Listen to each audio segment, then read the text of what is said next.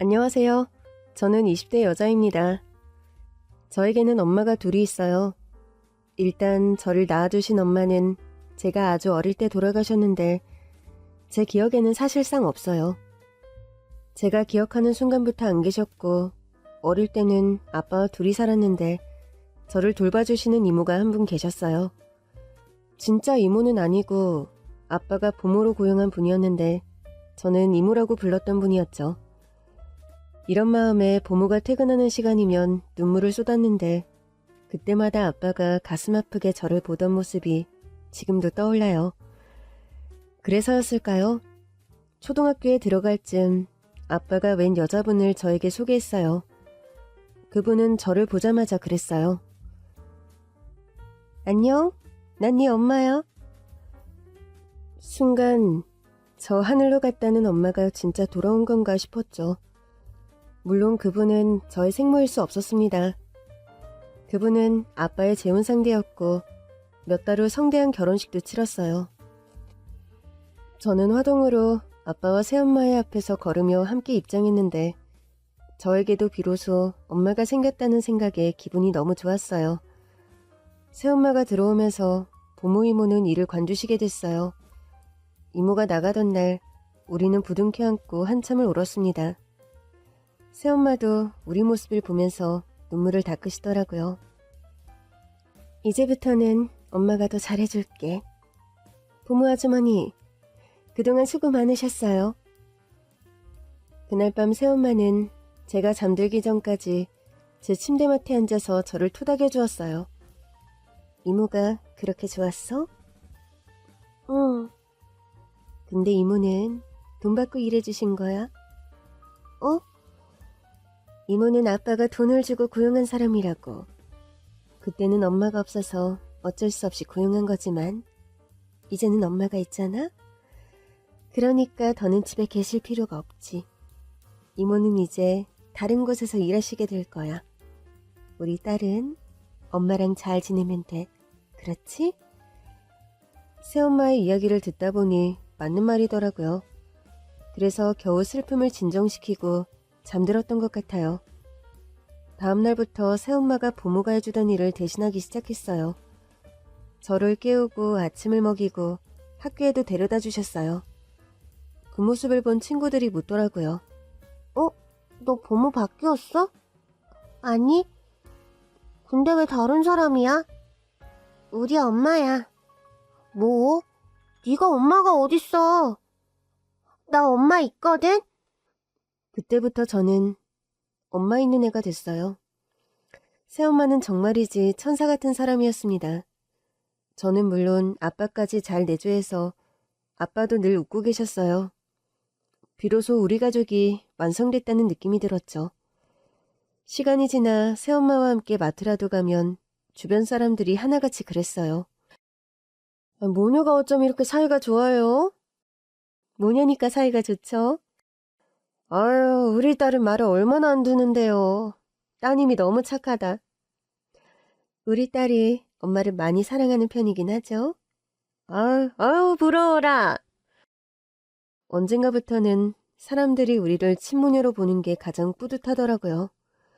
그래서 더 엄마에게 잘하려고 했던 것 같아요. 한참 사춘기를 앓던 중학생 때 명절을 맞아 친가에 갔을 때였어요. 물을 마시려고 부엌에 들어가려던 차 할머니가 새엄마한테 묻는 얘기를 들었어요.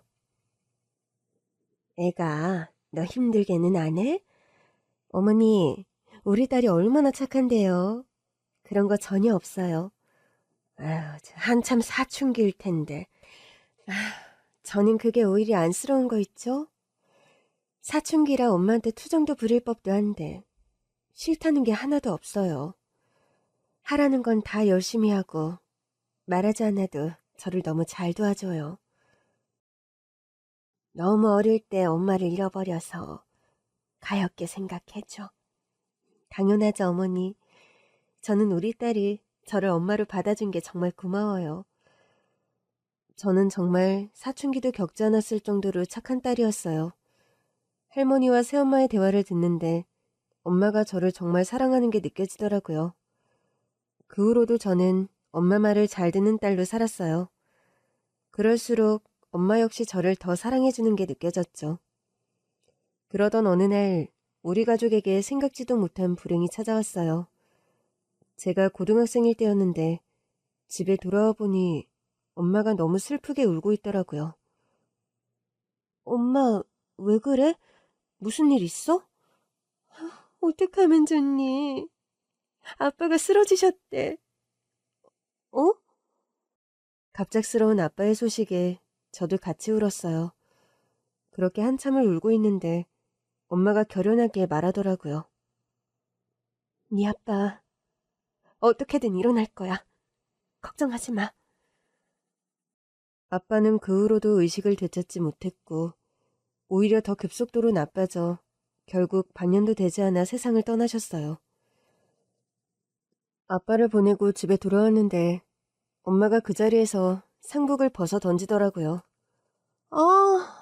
갑갑해. 엄마 수고 많았어. 예, 너는 엄마한테 말버릇이 그게 뭐니? 그런데 엄마의 말투가 어딘가 이상했어요. 내 말투가 왜? 아니, 내가 전부터 느낀 건데 넌 은근히 나랑 맘먹으려고 드는 게 있어? 내가 네 엄마지. 친구야? 엄마, 많이 피곤했어? 갑자기 왜 그래? 그럼 안 피곤하게 생겼니? 지겨워. 이래서 애 있는 남자랑 결혼하는 게 아니었는데. 엄마, 왜 그래? 왜 그러긴 뭐가 왜 그래? 너도 꼴 보기 싫으니까 네 방으로 들어가. 아빠의 장례가 끝나자마자 새엄마의 태도는 돌변했어요. 다음날 자고 일어나 거실로 나왔더니 거실이 난장판이 돼 있더라고요. 엄마, 이게 다 뭐야? 뭐긴 뭐야. 네 아빠 물건이지. 이것들 다 분류해서 갖다 버려? 그냥 다 갖다 버리라고? 이 중에 아빠한테 소중한 추억도 있을 텐데? 그럼 네가 주워다 갖든가. 새엄마는 그 말을 끝으로 친구들을 만나 저녁을 먹고 오겠다며 외출을 했고 저는 홀로 남아 아빠의 유품을 정리하기 시작했습니다. 아빠의 손때 묻은 물건들을 보는데 눈물이 저절로 흐르더라고요. 그 중에는 이제 막 태어난 저와 생모, 그리고 아빠 세 사람이 찍은 가족 사진도 있었습니다. 그 순간 눈물이 왈칵 쏟아지더라고요. 그날 새엄마는 자정이 넘어서야 만취해서 집에 돌아왔어요. 엄마, 깜짝이야. 너 왜 여태 안 자고 날 기다리고 있어? 엄마가 전화도 안 받고 안 들어오니까.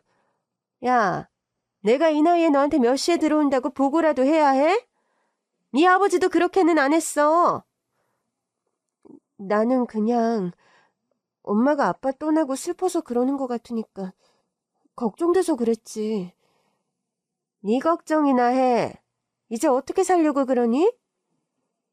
엄마, 그게 무슨 소리야? 무슨 소리긴? 이제 세상에 너 하나잖아. 너 먹고 살 국리나 하라고. 새엄마는 그 말을 끝으로 안방으로 들어가 버렸고 저는 조용히 안방으로 가서 엄마의 양말을 벗겨준 뒤 이불을 덮고 나왔어요. 아무래도 엄마도 스트레스가 심한가 보다 생각하는데 할머니한테 전화가 왔더라고요.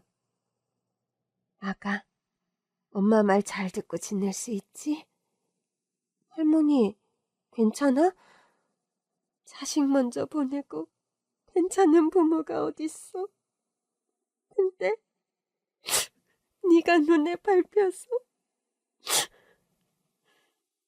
할머니도 많이 힘드신 것 같다 생각했는데 그 후 열흘 뒤에 할머니도 돌아가셨어요. 다들 아들 먼저 보는 슬픔을 못 이기신 게 아니냐고 수군거렸지만 알고 보니 할머니도 말기 암이셨더라고요. 할머니는 돌아가시기 직전에서야 말씀하셨다고 해요. 나이도 많은데 굳이 병원 신세 지다가 떠나고 싶지 않아 가족들에게도 비밀로 하셨다고요. 그러다 우리 아빠가 쓰러지면서 죄책감이 크셨다고 하더라고요. 마치 자신이 오래 살아서 아들이 저렇게 됐다는 식으로요. 그래서 할머니 장례식 내내 울고 있는데 어느 순간 보니 새엄마가 안 보이더라고요. 어디 갔나 찾다가 밖으로 나와보니 병원 뒤편에서 통화하는 것 같더라고요. 다 처리했지. 그냥 통화하나 보다 생각하고 돌아서려는데 처리했다는 말에 저도 모르게 걸음을 멈추게 되더라고요. 그때였어요.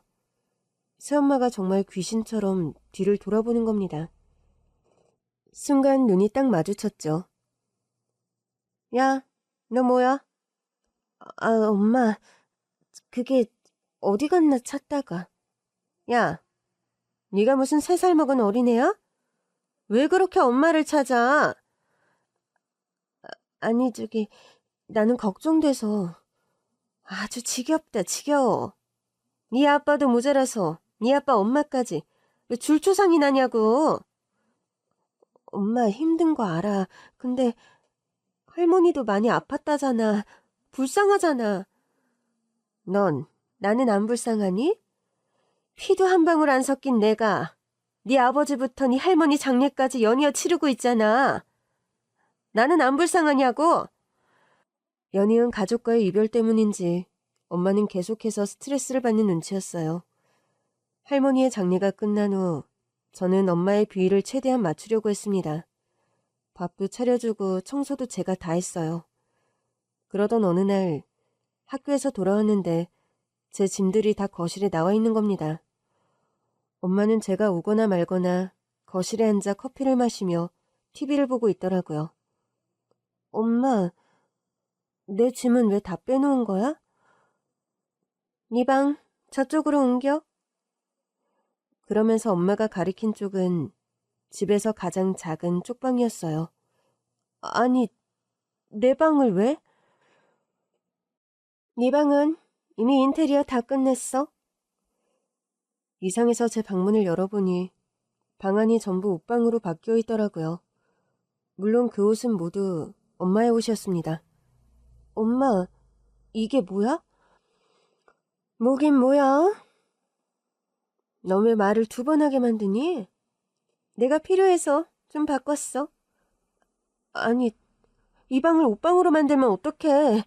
여긴 내 방이잖아. 예? 엄연히 말하면 이 집은 이제 내 집이야. 내가 내 집에서 원하는 대로 방 좀 쓰겠다는데 뭐가 문제야? 아니 그럼 옷방을 저쪽 방으로 하면 되잖아. 저쪽 방에 저 많은 내 옷이 어떻게 들어가? 그러고 보니 이상하더라고요. 아빠가 돌아가시기 전까지 엄마는 옷이 별로 없었거든요. 아빠도 그런 엄마가 늘 검소하다며 자랑하곤 하셨거든요. 엄마, 옷이 왜 이렇게 많아? 자세히 보니 아직 상표도 뜯지 않은 새 옷들이더라고요. 샀어? 이거 다 명품 같은데? 그래, 명품 샀어. 네 아빠 떠나고 내가 스트레스가 많았잖아. 그래서 좀 질렀어. 그래도 이 많은 걸 어떻게... 얘, 내가 뭐 이걸 너한테 사달라고 했니? 내 돈으로 내가 산 걸 왜 너한테 보고까지 해야 돼? 아니 그게 그냥 옷만 산 게 아니라 내 방을 뺏었잖아. 뭐? 뺏어? 얘가 큰일 날 소리를 하네? 나도 너무 당황스러워서 그래. 저쪽 방에 내 짐이 어떻게 다 들어가? 너도 봐서 알 거 아니야. 그쪽 방에 내 옷도 다 안 들어가. 그러니까 네가 짐을 줄여서 그 방을 쓰라고. 저 방 안에 있는 명품 하나가 네 방에 있는 거 다 합쳐도 더 비쌀걸? 아빠가 돌아가신 후부터 새엄마의 태도나 행동은 급격히 변하기 시작했어요. 처음엔 아빠를 잃은 슬픔 때문이라고 생각했는데 시간이 갈수록 어쩌면 이게 새엄마의 진짜 모습이 아닌가 싶을 정도였죠. 결국 저는 쪽방으로 방을 옮겨야 했고 마치 신데렐라라도 된 것처럼 쪽방에 살면서 집안 살림은 다 맡아 하며 학교에 다녔어요. 현모양처 그 자체였던 새엄마는 이제 온데간데 없었어요. 그리고 점점 더 누가 봐도 계모로 보일 모습으로 변해갔습니다. 야, 너 왜 반찬 안 해놨어? 엄마, 나 학교 갔다 왔잖아. 그러니까 학교 가기 전에 했어야지. 엄마도 할 줄 알잖아. 야, 내가 이 비싼 네일아트 받은 손으로 반찬을 해먹어야겠니? 그러면서 순식간에 뺨으로 손이 날아오기도 했고 어떤 날은 청소하고 있는데 거슬린다며 발을 걸어 넘어뜨리기도 했어요. 그런데 하필 소파 바로 옆에서 소파 팔걸이에 명치가 부딪히면서 기절한 적도 있었습니다. 그리고 더 놀라운 사실은 새엄마가 저도 모르는 사이에 아빠의 모든 재산을 자신의 명의로 돌려놨다는 것이었어요. 지난번에 말했잖아. 다 내 앞으로 돌려놨다고. 학교 끝나고 집에 왔는데 안방에서 통화하는 소리가 들리더라고요. 이제 그 인간 재산은 다 내 거? 그 딸? 한 푼도 못 가져가지.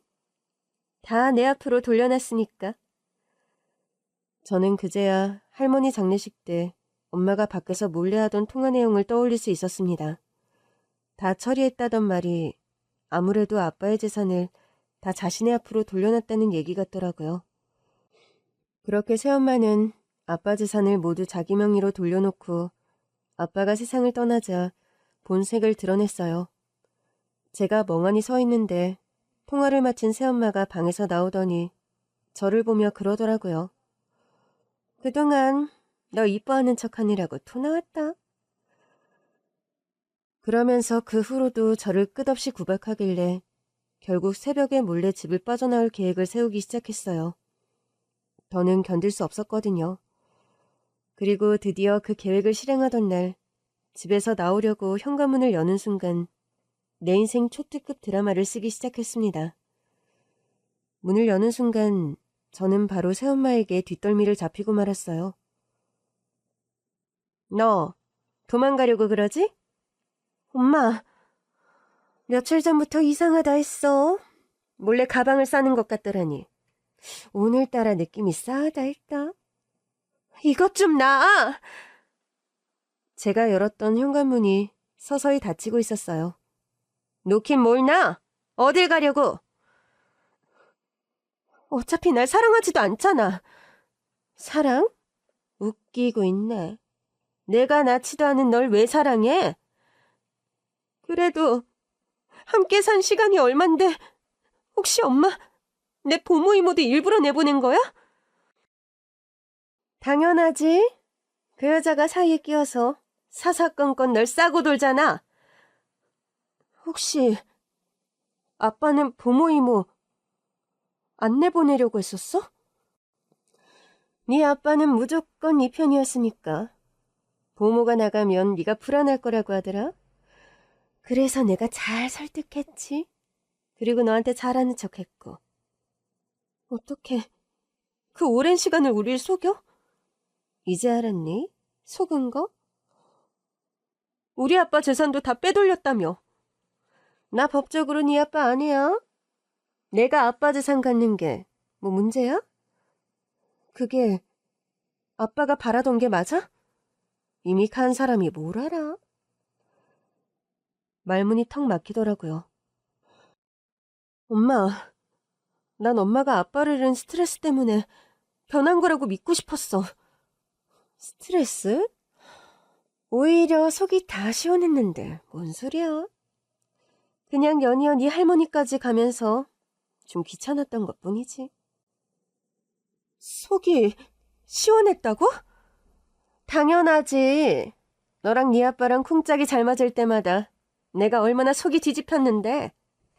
그 꼴을 한참은 더 봐야 될 줄 알았는데 생각했던 것보다 빨리 끝났으니 속이 다 시원하지. 그때였습니다.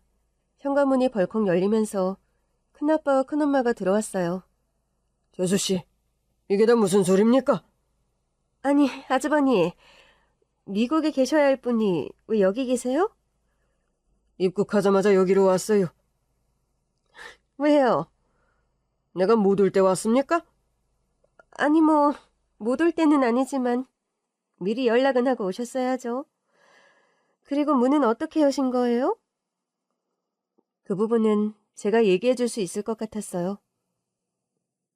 아까 내가 문 열었을 때 큰엄마랑 큰아빠가 서 있었어. 뭐? 그걸 왜 이제 말해? 엄마가 내 뒷덜미 자꾸 끌고 갔잖아. 아니, 그래도 큰엄마 아빠가 왔다는 건 얘기를 했었어야지. 내가 왜 그래야 돼? 뭐? 난 이제 엄마한테 속지 않아. 내가 뭘 속였는데? 날 사랑하지 않았잖아. 제 말에 새엄마가 어이없다는 듯 웃더라고요. 넌 내가 정말 널 사랑한다고 생각했니? 정말 어리석다. 그게 뭐가 그렇게 중요해?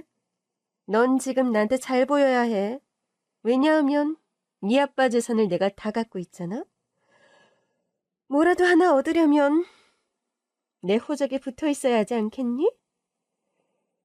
새엄마는 이미 아빠의 재산을 다 가진 상태여서 그런지 큰엄마 큰아빠 앞에서도 거침없이 말을 이어갔어요. 큰엄마가 기가 차 하시더라고요. 그동안 이런 본성을 어떻게 숨기고 살았어? 원하는 게 있었으니까 숨기고 살았죠? 그게 설마 우리 서방님 재산이었어? 네. 그게 아니면 미혼인 제가 왜 애딸린 남자한테 시집을 왔겠어요? 그 순간 큰엄마가 코웃음을 치시더라고요.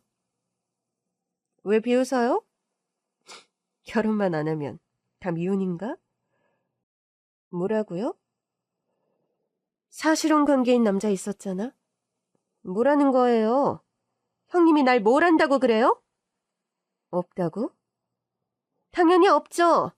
아니, 왜 생사람을 잡고 그래요? 내가 얘한테 좀 함부로 대했다고 이러나 본데 나의 엄마예요. 애가 잘못을 하면 엄마가 혼을 내야죠. 아직 성년도 안 된 애가 집을 나간다는데 엄마인 내가 붙잡는 건 당연한 거 아니에요? 말 돌리지 말고 한 번 더 물을게. 사실혼 관계였던 남자 없어? 아니, 왜 자꾸 사람을 떠보는 거예요? 막말로 내가 우리 남편한테 못된 일이라도 했어요? 그냥 자기 명에 먼저 간 거잖아요. 그 뒤에 와이프로서 재산은 당연히 내 몫이지. 내가 살아준 시간이 있는데 그 재산을 왜 우리 서방님한테서만 불리려고 하지? 당신이나 당신 애인이나? 그게 무슨 소리예요? 우리 서방님 회사에서 횡령했다가 걸렸던 경리부장. 정말 몰라? 순간 새엄마의 얼굴이 새하얗게 질리더라고요. 아니, 그 사람 얘기가 여기서 왜 나와요? 할만하니까 하겠지? 고등학교 때부터 만난 사이 같던데 여전히 현재 진행 중이고 내 뒷조사하고 다닌 거예요? 뒷조사를 할 것도 없이 동서동창들은 다 아는 얘기던데? 그래요. 예전에 만났고 남편 떠나고 나서 다시 만나는 것도 문제가 돼요? 서방님 떠나고서 다시 만난 거라고? 그래요. 내가 사별한 거 알고 찾아왔더라고요. 그렇다기엔 서방님 회사 경리부장으로 있었던 게 영 찜찜한데? 별게 다 찜찜하네.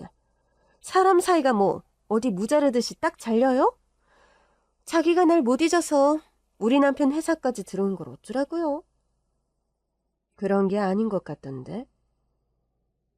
그런 게 아니면 뭔데요? 동서랑 입사 동기잖아. 같은 애 들어왔고. 그때만 해도 동서는 우리 서방님이랑 아무 사이도 아니었잖아. 아, 맞다. 너무 하찮은 일이라 깜빡하고 있었는데. 그래요. 같이 들어왔어요. 그러다 내가 우리 남편이랑 사랑에 빠져서 헤어지자고 했고요. 근데 자기가 날 못 잊어서 회사에 남은 걸 어쩌라고요? 그 사람도 밥벌이 하려고 다니는 건데 내가 관둬라 말아 할 수는 없잖아요. 말이 왜 이렇게 달라? 아까는 우리 서방님 돈 때문에 결혼한 거 맞다며. 그래요. 처음엔 평사원인 전애인보다는 사장님인 우리 남편이 돈도 더 많고 날 안정적인 삶으로 이끌어줄 거라고 생각해서 선택했어요. 내가 나한테 온 기회도 마음대로 선택 못해요? 그럴 거였으면 이전의 남자는 확실히 정리했었어야지. 아, 글쎄. 남편 떠나고 다시 만난 거라니까? 새엄마가 갑자기 큰엄마에게 반말을 하더라고요.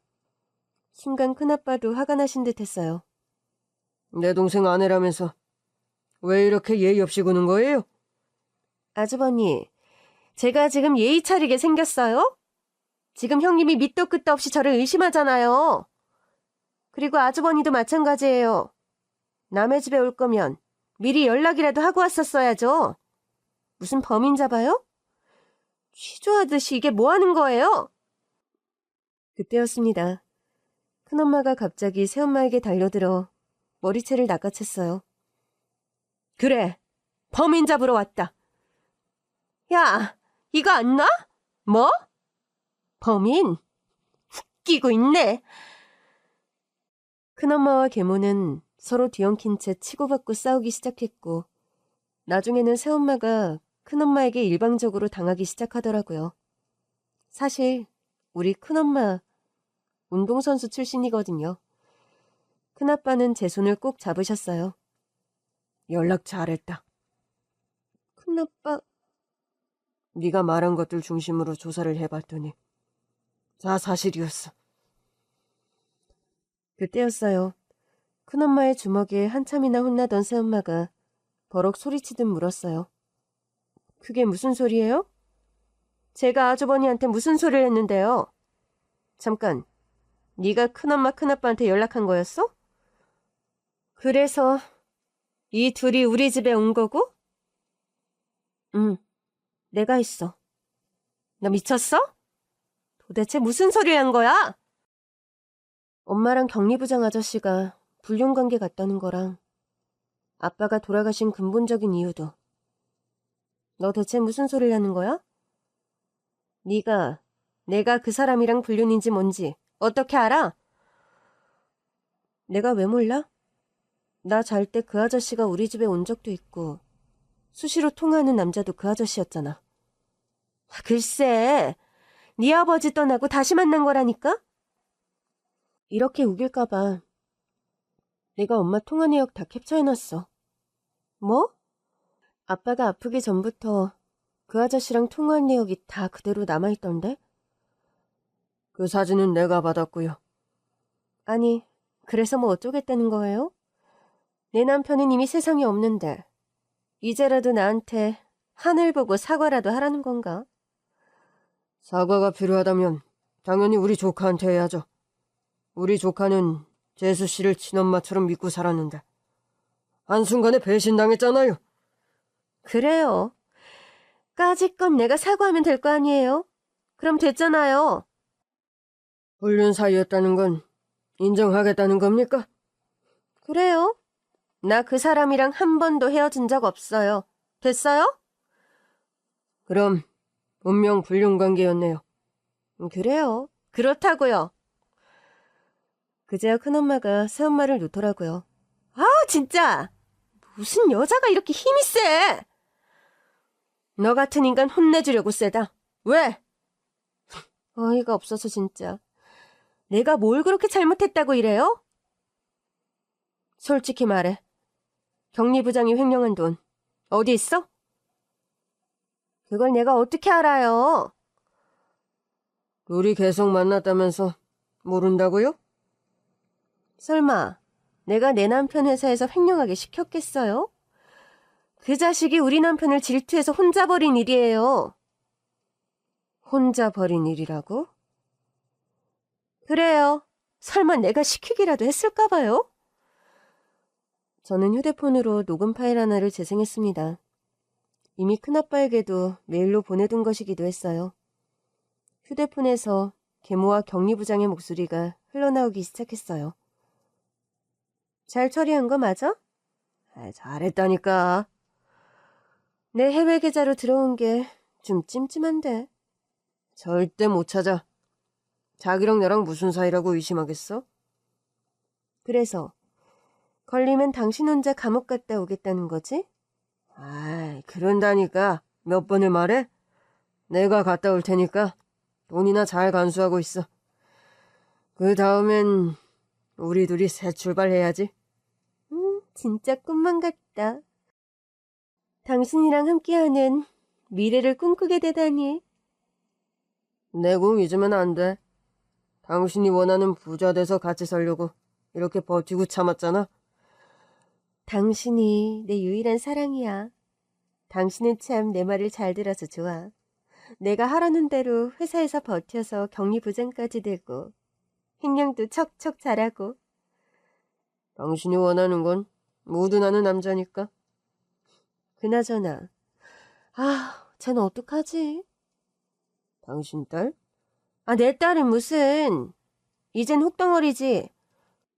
그래도 호적상으론 당신 딸일 거 아니야? 그래서 골치 아프다는 거야.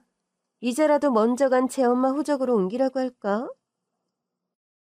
그렇게 하면 당신 남편 친척들이 가만히 있겠어? 이제와 뭘 어쩔 건데? 막말로 우리가 불륜이었다는 거 증명할 방법 있어? 하긴 우리가 고등학교 때 처음 만나서 한 번도 헤어진 적 없다는 걸 어떻게 알겠어? 그래. 막말로 우리가 당당하게 재혼한다고 해도 누구도 뭐라고 못해. 왜냐하면 내 남편은 이미 이 세상 사람이 아니니까. 하여튼 당신 참 대단해. 2마리 토끼를 한 번에 잡았잖아. 뭐가? 당신 계획 듣고 진짜 소름 돋았잖아. 어떻게 그런 기발한 생각을 했어? 내가 회사 돈을 어마어마하게 횡령하면 당신 남편 수명까지 줄일 수 있을 거라고 그랬잖아. 그 사람은 자기 딸이랑 회사가 가장 중요한 사람이거든. 딸도 회사도 자기 자식이니까. 근데 그중 하나인 회사가 횡령으로 휘청거린다. 아마 못 견디게 괴로울 거라고 생각했지. 결국 내 말대로 됐잖아. 화병 낼 거라고. 하여튼 무서운 여자야. 물론 화병으로 그렇게 빨리 갈 줄은 몰랐지. 빨리 가준 덕분에 모든 게 다 수월해졌지만. 그나저나 나를 너무 홀대하는 거 아니야? 방도 쪽방으로 바꿔버리고. 나 그렇게 모진 사람 아니야. 그래도 내 집에서 살게 해주잖아. 공짜로 먹고 자고 하면서 방 하나 양보 못해? 얼핏 봐도 큰 방이 3개인데. 하나는 나 자는 방, 하나는 내 옷방, 하나는 서재. 당신이 소재가 필요하다고? 나 무시해? 내 머리 비상한 거 다 알잖아. 아니 당신 딸이야말로 한창 공부할 나이잖아. 걔가 공부해서 뭐하게? 대학 안 보내려고? 걔가 무슨 돈으로 대학을 가? 내가 한 푼도 안 대줄 건데? 에이, 그래도 그건 너무했다. 뭐가 너무해? 내가 돈 때문에 미혼으로 자식 있는 남자한테 시집온 것도 모자라. 그 자식까지 책임지고 살아야 해? 그런가? 그래도 당신이 걔 아빠 재산을 다 가졌으니까. 그렇게 인간적으로 생각하면 밑도 끝도 없어. 걘 친척들이 돕든지 뭐 알아서들 하겠지. 걔네 친척들 다 잘 살아. 그래? 그래서 내가 가족 모임만 가면 어찌나 주눅이 들던지. 하여튼 어지간히 한스러웠나 보네. 만날 때마다 그 얘기하는 거 보면. 근데 말이야, 당신 결혼 초반에는 딸 예부하지 않았어? 뭐 미워한 건 아니었으니까. 근데 왜 마음이 변한 거야? 그냥 다 지겨웠어. 애 딸린 남자랑 사는 것도 그 애랑 사는 것도. 그러다 보니 뭐 무심해지고. 뭐 애는 순하던데. 뭐 그런 건 있어. 말을 잘 들어서 편한 거? 공부는? 공부? 뭐 알아서 하겠지.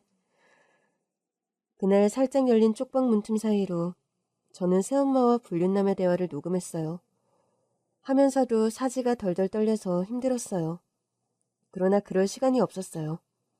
바로 큰아빠에게 메일을 써야 했으니까요. 녹음본을 다 들은 새엄마가 말문이 막힌 듯 저를 보더라고요. 너 그때 깨어 있었어? 둘이 거실에 있었잖아. 아니, 일어나 있었으면 아는 척을 하든가. 그럴 순 없지. 이런 절호의 기회를 어떻게 놓쳐? 뭐야? 너 내가 알던 내 딸 맞아? 딸 아니라며. 그냥 혹덩어리라며. 그건 그러니까 이제 와서 나한테 잘 보일 거 없어. 이미 이 녹음 파일은 큰아빠한테 다 줬고 남은 건 큰아빠가 처리해 주실 거야. 넌 나보다 큰아빠를 믿어? 널 키워준 건 나야. 이제 보니 날 키운 건 엄마가 아니라 우리 아빠 돈이었던데? 그래서 네가 날 이렇게 배신한다고? 엄마가 한 거에 비하면 난 배신도 아니지. 난 오히려 진실을 밝힌 거잖아. 엄마의 정체. 내 정체가 뭔데? 우리 아빠를 기만하고 결혼해서 재산을 독차지한 불륜녀. 야! 그 순간 새엄마의 손이 저를 향해 날아왔어요. 그러나 그 손목을 낚아챈 건 큰엄마였습니다. 다시 한번 내 조카 털끝이라도 건드리면 손모가지 날아갈 줄 알아. 사람이 실수할 수도 있지. 형님은 날 이 지경으로 만들어 놓고 그런 말 할 자격이 있어요? 뭐? 실수? 한 번은 실수지만 여러 번 반복하는 건 실수가 아니라 고의지. 그게 무슨 소리예요? 큰엄마는 제가 큰아빠에게 보낸 메일에서 영상을 틀었습니다. 무슨 소리인지는 본인이 보고 판단해. 영상 속에는 새엄마가 저에게 손을 대는 모습이 찍혀 있었어요. 새엄마의 손은 무차별적으로 저를 향했고 영상을 함께 보던 큰엄마 큰아빠의 손이 덜덜 떨리고 있었습니다. 마음 같아선 내가 이 정도로 안 끝내고 싶었는데 그래도 어른이라 참은 거야. 어차피 동서는 대가를 치르게 될 거니까. 그제야 새엄마가 제 앞에서 무릎을 꿇더라고요. 딸, 엄마가 잘못했어. 엄마가 널 너무 사랑해서 그랬어. 너도 알잖아. 엄마가 원래는 너한테 안 그랬는데 아빠 돌아가시면서 스트레스가 심했던 거. 그래, 나도 그렇게 생각했었다고 했잖아. 근데 엄마 입으로 아니라며. 그리고 그날 우리가 한 대화 역시 모두 제가 미리 설치해둔 집안 CCTV에 녹화되는 중이었어요. 혹시 너 이것도 녹음해? 화면으로 녹화 중이야. 뭐? 어디? 여기 내 집이야. 누구 마음대로 그런 걸 설치해? 내 허락도 없이. 엄마가 생각하는 그 혹덩어리가 어쩔 수 없이 법적으로 엄마 딸이잖아. 그래서 이 집은 내 집이기도 해. 그래서 설치했어. 혹덩어리라는 말은 그냥 내가 너무 피곤해서 나온 말이지. 왜? 찍고 있다니까 갑자기 불안해? 그래서 말 바꾸는 거야? 아니, 진심이라니까. 우리 아빠한테도 그랬어? 진심으로 사랑한다고? 진심을 진심이라고 하는데 뭐 잘못됐어? 엄마, 참 뻔뻔하다. 하긴 이 정도는 뻔뻔하니까 우리 아빠를 속였겠지. 그러게 말이다. 내 동생이 그렇게 멍청한 놈은 아닌데. 속이려고 드는 사람을 어떻게 피하겠어요? 그래, 맞는 말이다. 네 아빠만 불쌍하지. 저런 여자를 믿고 결혼했다가 화병으로 세상을 떠났으니. 큰아빠의 말에 새엄마가 또 발끈하더라고요. 아주버니, 제가 그렇게 말은 했다고 해도 어디 인명이 사람 뜻대로 되는 거예요? 뜻대로 해보려고 시도했잖아요. 상간남 통해서 거액을 횡령해서 내 동생 회사를 위태롭게 만들었으니까. 그건 일단 시도만 해본 거죠. 재수씨, 입은 비뚤어졌어도 말은 바로 합시다. 시도했고 성공했잖아요. 그렇게 완벽하게 성공할 줄은 몰랐지만 성공 가능성이 작다고 생각하고 시도한 것도 아니었잖아요. 그 와중에도 새엄마는 자꾸만 CCTV를 찾느라 두리번거리더라고요. 그래서 제가 가르쳐줬어요. 저기야. 어머 세상에, 진짜 저기 있네? 내가 생각을 해봤어. 이제 와서 뭘. 저 CCTV 증거로 쓸지 말지는 내가 결정해. 순간 큰엄마와 큰아빠도 놀란 눈으로 저를 보시더라고요. 그러나 저는 아랑곳하지 않고 계모와의 협상을 이어갔습니다. 정말이야? 그래. 저 영상은 아직 큰아빠나 큰엄마한테도 안 줬으니까. 네가 바라는 게 뭔데? 엄마한테는 좀 크게 느껴질 수도 있는데. 그래도 감옥 가는 것보단 낫겠지? 차라리 이렇게 나오니까 말이 좀 통하는 것 같네. 뭔데? 설마 네 아빠 재산 다 돌려달라 이거야? 응. 뭐? 다 나한테 돌려주면 엄마는 빠져나가게 해줄게. 그게 가능해? 일단 나한테 못되게 한 거, 그건 없던 일로 해주면 되고, 회사 돈 횡령은 엄마 애인이 한 거니까 엄마는 몰랐던 일로 하면 되지. 하긴 내 해외 계좌로 돈이 들어왔다고는 해도 괜찮을 거라고 하더라. 그러니까 내가 입 다물어주면 엄마는 많은 부분이 해결되잖아. 어차피 감옥에 가면 지금 빼돌린 우리 아빠 재산 쓰지도 못할 텐데. 차라리 나랑 모녀관계 유지하면서 재산 돌려주고 지금처럼 사는 건 어때? 진짜 그래도 돼? 알지? 어릴 때부터 내가 엄마 엄청 잘 따른 거. 알지. 주변 사람들이 딸이 어쩜 이렇게 순하냐고 그랬을 정도니까. 어릴 때 내가 기억나긴 해? 왜 기억이 안 나겠어? 내가 키웠는데. 부모도 없이 내가 혼자 다 키웠잖아. 그럼 키운 정이 있을 법도 한데. 엄마는 진짜 정이 없는 사람이구나.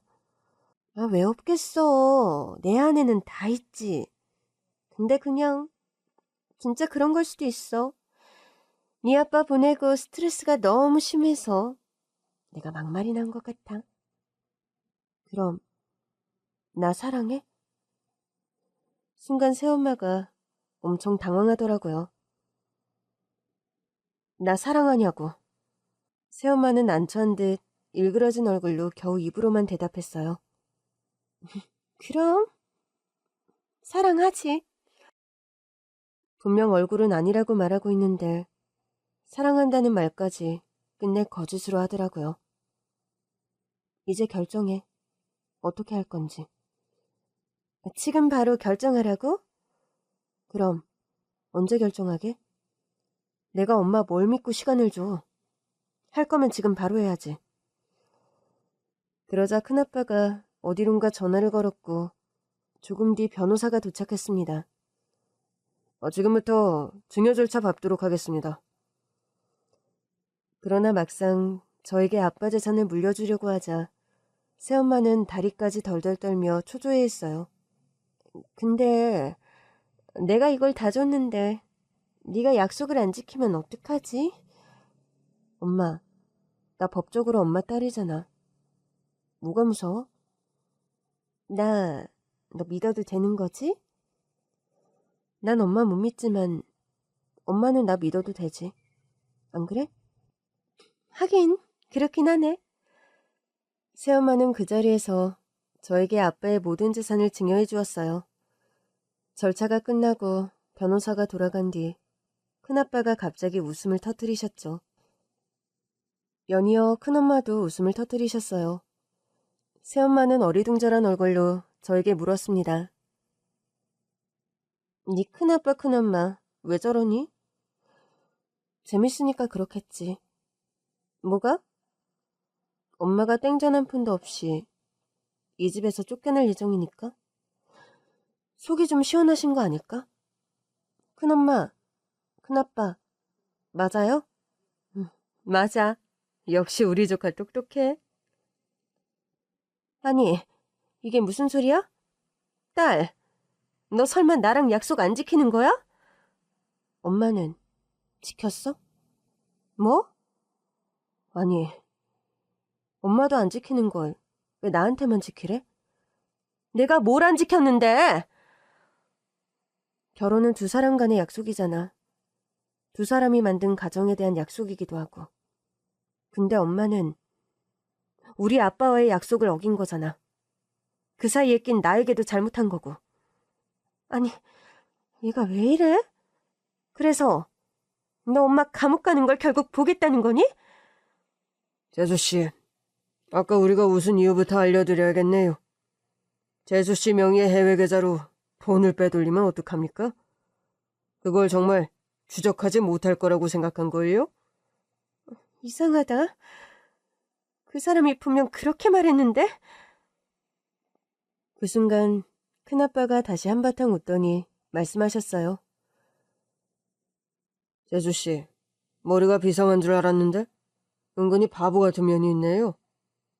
네? 그 말을 믿었어요? 그게 무슨 말이에요?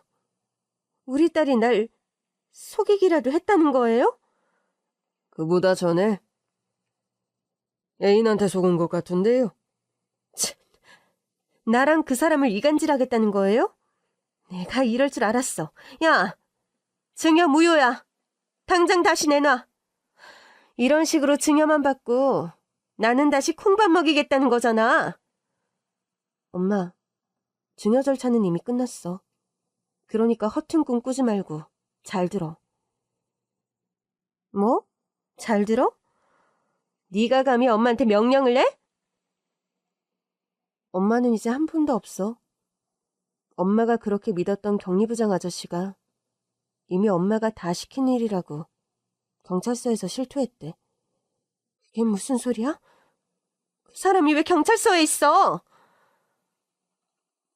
아빠 돌아가시고 큰아빠가 계속해서 횡령 혐의를 밝히려고 노력하셨나 봐. 그참에 내가 메일로 엄마랑 격리부장 아저씨의 대화 내용을 보낸 거고. 그래서 엄마 애인은 지금 경찰 수사 받고 있고 곧 엄마도 가야 할 거야. 이건 약속이 다르잖아. 엄마, 난 약속을 지켜줄 생각이었어. 근데 이미 엄마가 그토록 믿었던 애인이 엄마가 다 시킨 일이라고 말했다잖아. 자금 물러간 경로도 다 찾았다고 하고 이젠 감옥 갈 일만 남은 거지. 새엄마는 큰아빠의 바지가랑이를 붙잡고 늘어졌어요. 아주버니, 저한테 왜 이러세요? 저 없으면 우리 딸은 누가 키워요? 아니, 다 큰애를 몰도 키우겠다고 그래요? 이제 따로 살 때도 됐죠. 애한테 손도 대시는 분인데 뭘 믿고 우리 조카를 맡깁니까? 아니, 내가 뭐 그러고 싶어서 그랬어요? 얘가 말을 안 들으니까 저도 모르게... 그런 사람이라면 더더욱 우리 조카 곁에 둘 수 없죠. 실수라니까요. 그게 문제라는 겁니다. 이유도 없이 실수로 애한테 손을 대는 게 그게 더 위험한 거 아닙니까? 그래서 나 감옥 가라고요? 그건 조사 받으시고 법이 결정하겠죠. 아주버니, 아시잖아요. 우리 남편 와이프 잃고 처음으로 마음 연 사람이 저라는 거. 그게 무슨 소용이에요? 이제 제 동생이 여기 없는데. 아주버니, 정말 매정하시네요. 그래도 제가 동생이랑 살을 비비고 살던 여잔데. 제 동생이랑만 하신 건 아니잖아요. 예? 속은 내 동생이 불쌍하죠. 걔는 재수씨가 자기 마지막 사랑인 줄 알았으니까. 따지고 보면 마지막 사랑은 맞죠. 아주버니 동생의 마지막 사랑을 꼭 감옥에 보내셔야겠어요? 저 재산도 다 돌려줬잖아요. 글쎄, 아까 우리 조카가 말하지 않았습니까? 우리는 봐주고 싶은데 재수씨 애인이 다 불었다고요. 빌어먹을 인간. 언제는 혼자 다 뒤집어 쓰겠다더니. 결국 새엄마는 격리부장과 함께 재판을 받았고 두 사람의 혐의가 모두 인정되어 형량이 꽤 나왔어요. 재판이 끝난 뒤 우리는 공항으로 갔습니다. 큰아빠가 먼저 출국하시는 날이었는데 큰엄마는 제가 출국할 때까지 저랑 함께 있기로 했어요.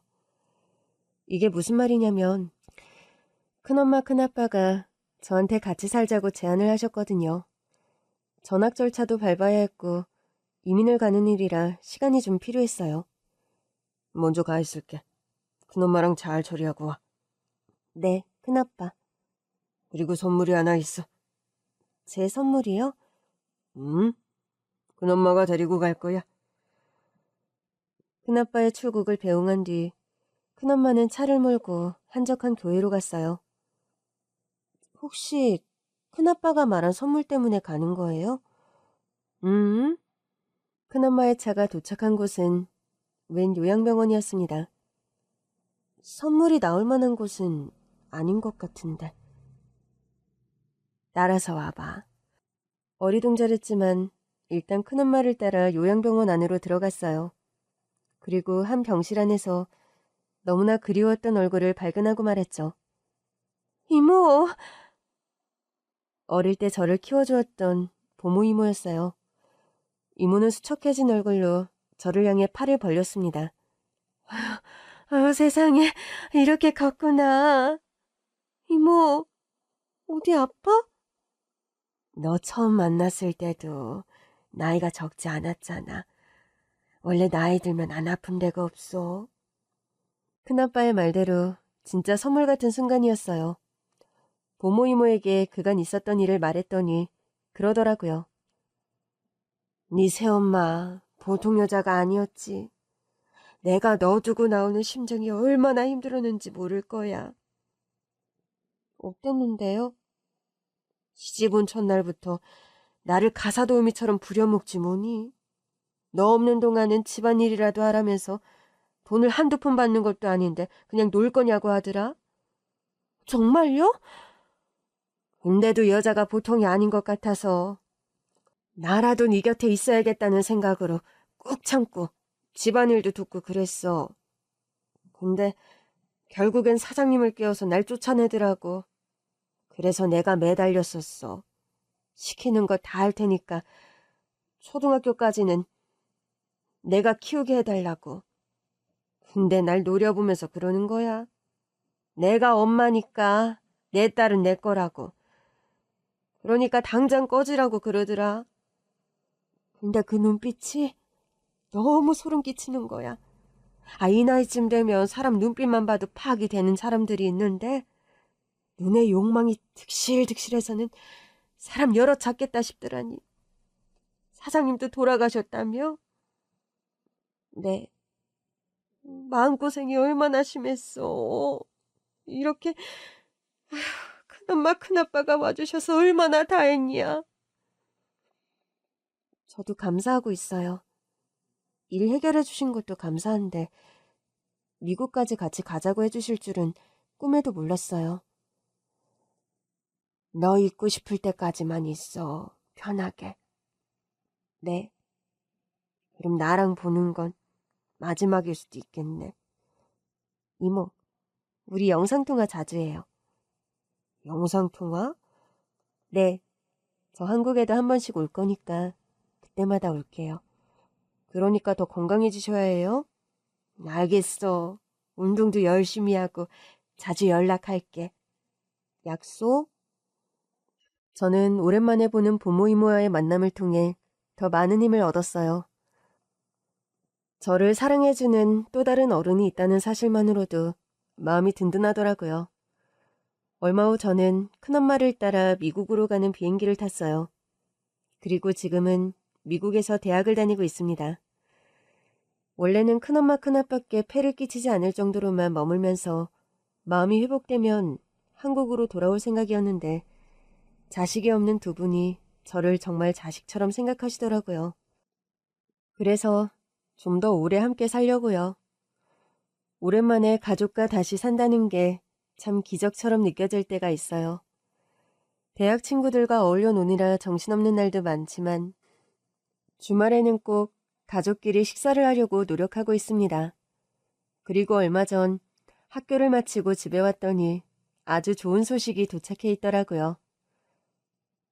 부모님, 가족분들 도움받아서 미국에 오시겠대. 어? 지난주에 통화했을 때는 그런 말씀 없으셨는데? 너한테는 비밀로 해달라고 나한테 연락하셨는데 어떻게 비밀로 해? 네가 가장 좋아할 텐데. 정말요? 그럼 모른 척 해야겠다. 그래. 오실 때까지 모른 척 했다가 오시면 깜짝 놀란 척해. 제가 온 뒤로 큰엄마 큰아빠도 많이 밝아지셨다고 해요. 두 분이 살던 적적한 집에 제가 들어오니 비로소 가족이 완성된 것 같다고 하시더라고요. 저를 딸처럼 받아주신 큰엄마 큰아빠께 감사드리며 곧 있을 부모 이모와의 재회도 정성껏 준비할 생각입니다. 이제 성인인데도 저는 아직 마음이 어린가 봐요. 아직은 어른들에게 사랑을 받는 게 더 좋거든요. 어릴 때 다 못 받았으니까 조금 더 받은 뒤에 이 사랑을 또 전할 줄 아는 어른으로 살면 되는 거겠죠? 저를 사랑하는 어른들로 꽉 채워질 집을 생각하니 벌써부터 가슴이 두근두근 뜁니다.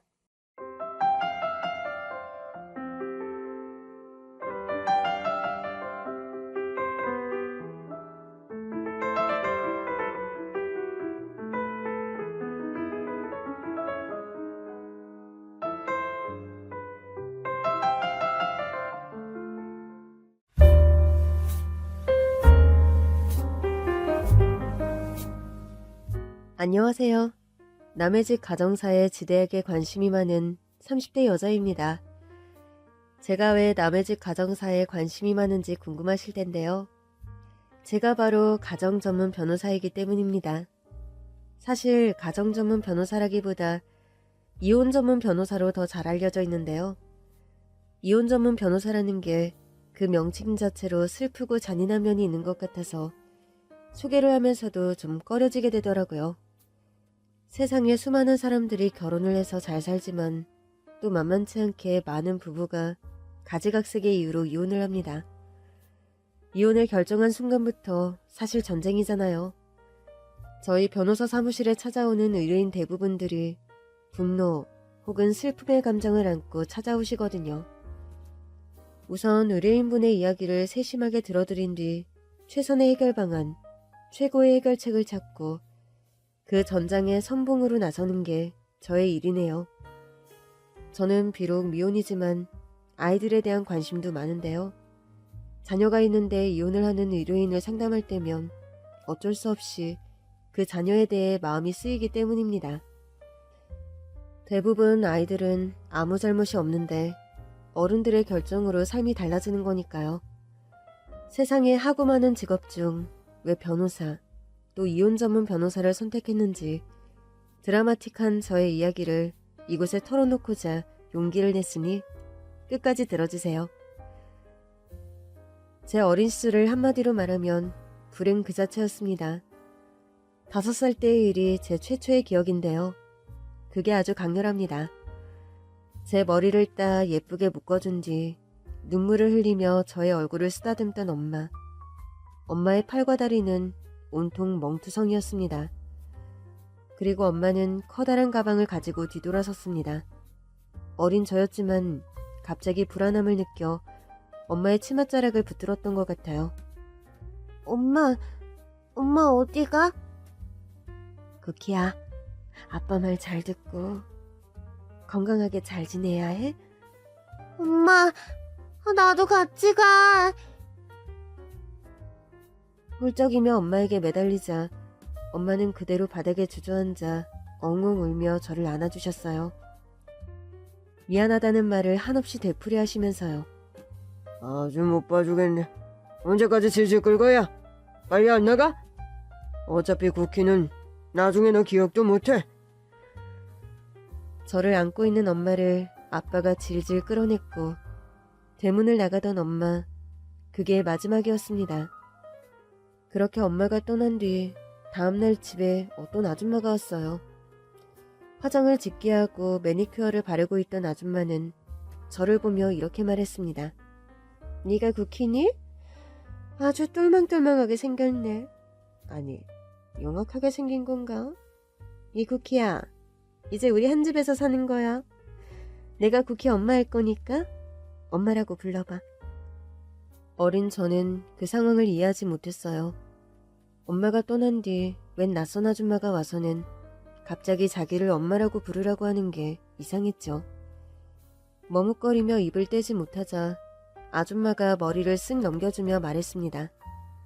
아, 내 팔자에 웬 엄마람. 그래도 어쩌겠니. 너 키우겠다고 약속하니 그제야 들어와 살라는데. 잘 지내보자. 알겠지? 하루아침에 엄마가 사라졌고 엄마라는 자리를 낯선 아줌마가 차지했다는 것. 그게 전부였습니다. 같이 살게 된 지 3개월이 지났을 무렵 그 아줌마를 엄마라고 불렀던 것 같아요. 그런데 엄마의 자리를 차지한 그 아줌마는 엄마의 역할을 전혀 하지 못했습니다. 6살, 유치원에 다니고 있었는데 아줌마는 아침에 일찍 일어나지를 못했어요. 지금 몇 시야? 피곤해. 유치원 가야 하는데. 지겨워 진짜. 유치원 가야 되면 준비하고 가면 되잖아. 왜 늦게 자서 피곤한 엄마를 깨워? 미안해요. 그때서야 이불 밖으로 얼굴을 내밀었죠. 부스스한 머리를 한 채 일어나 물에 맨밥을 말아주었습니다.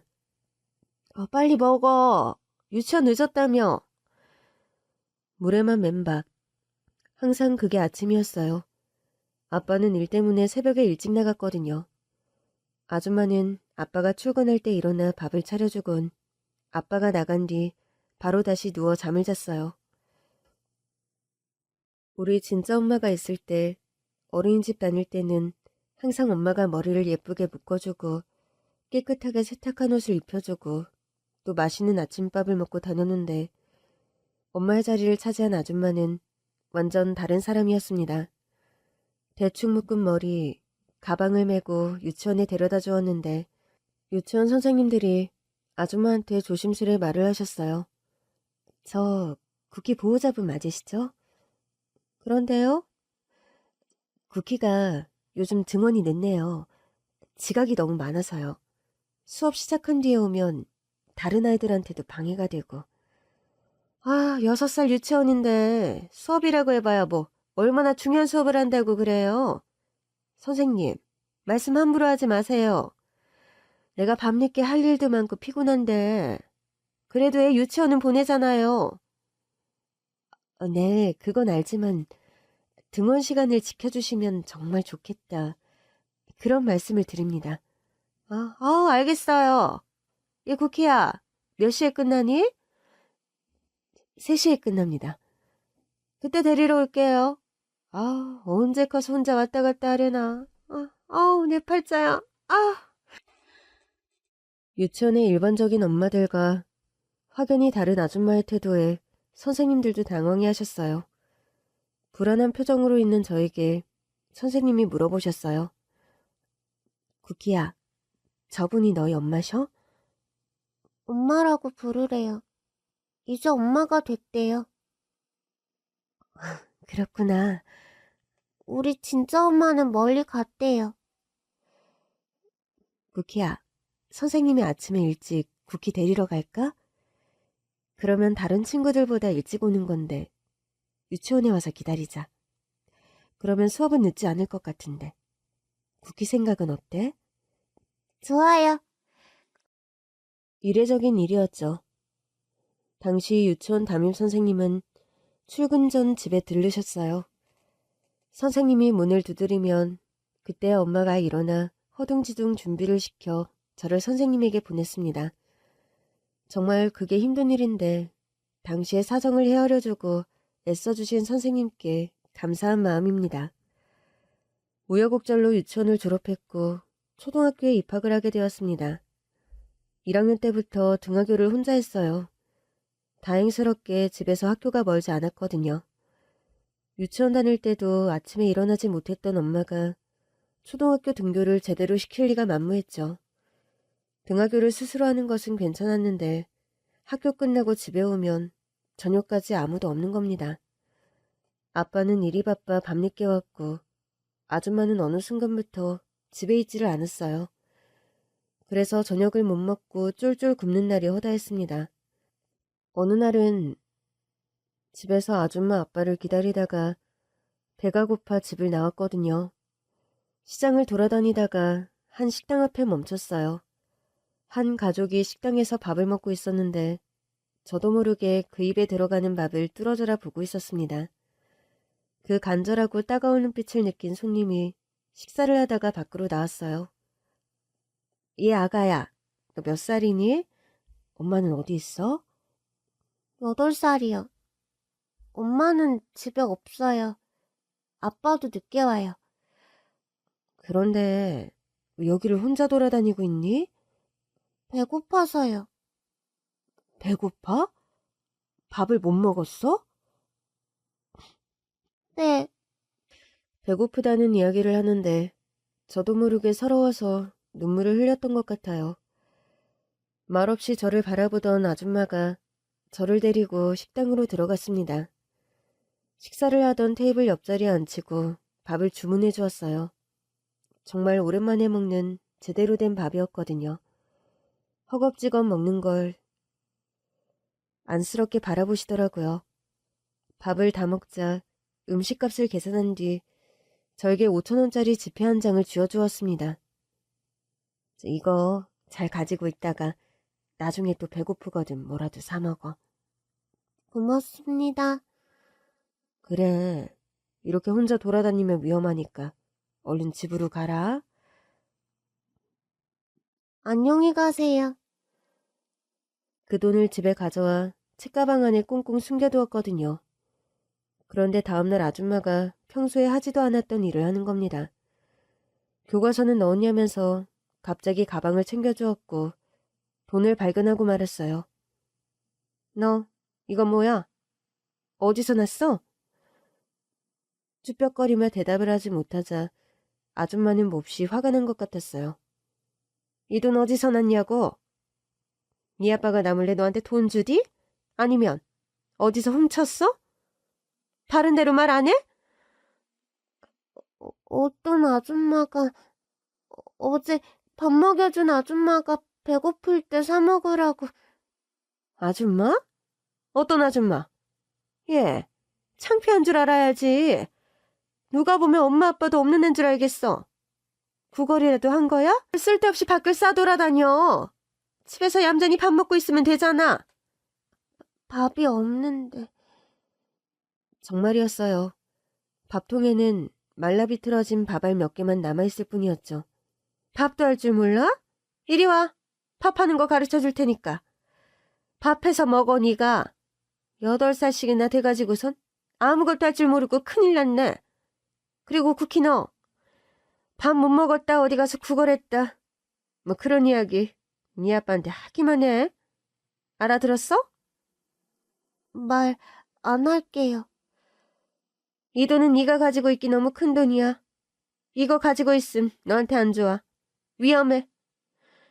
혹시나 앞으로 누가 이런 돈 주면 바로 엄마한테 가져와. 알겠어? 네, 고작 8살. 쌀 씻는 법과 밥 안 치는 법을 배웠습니다. 그리고 그때부터는 밥을 해먹었어요. 반찬 같은 게 마땅치 않아서 유치원 때처럼 물에 맨밥을 말아먹었습니다.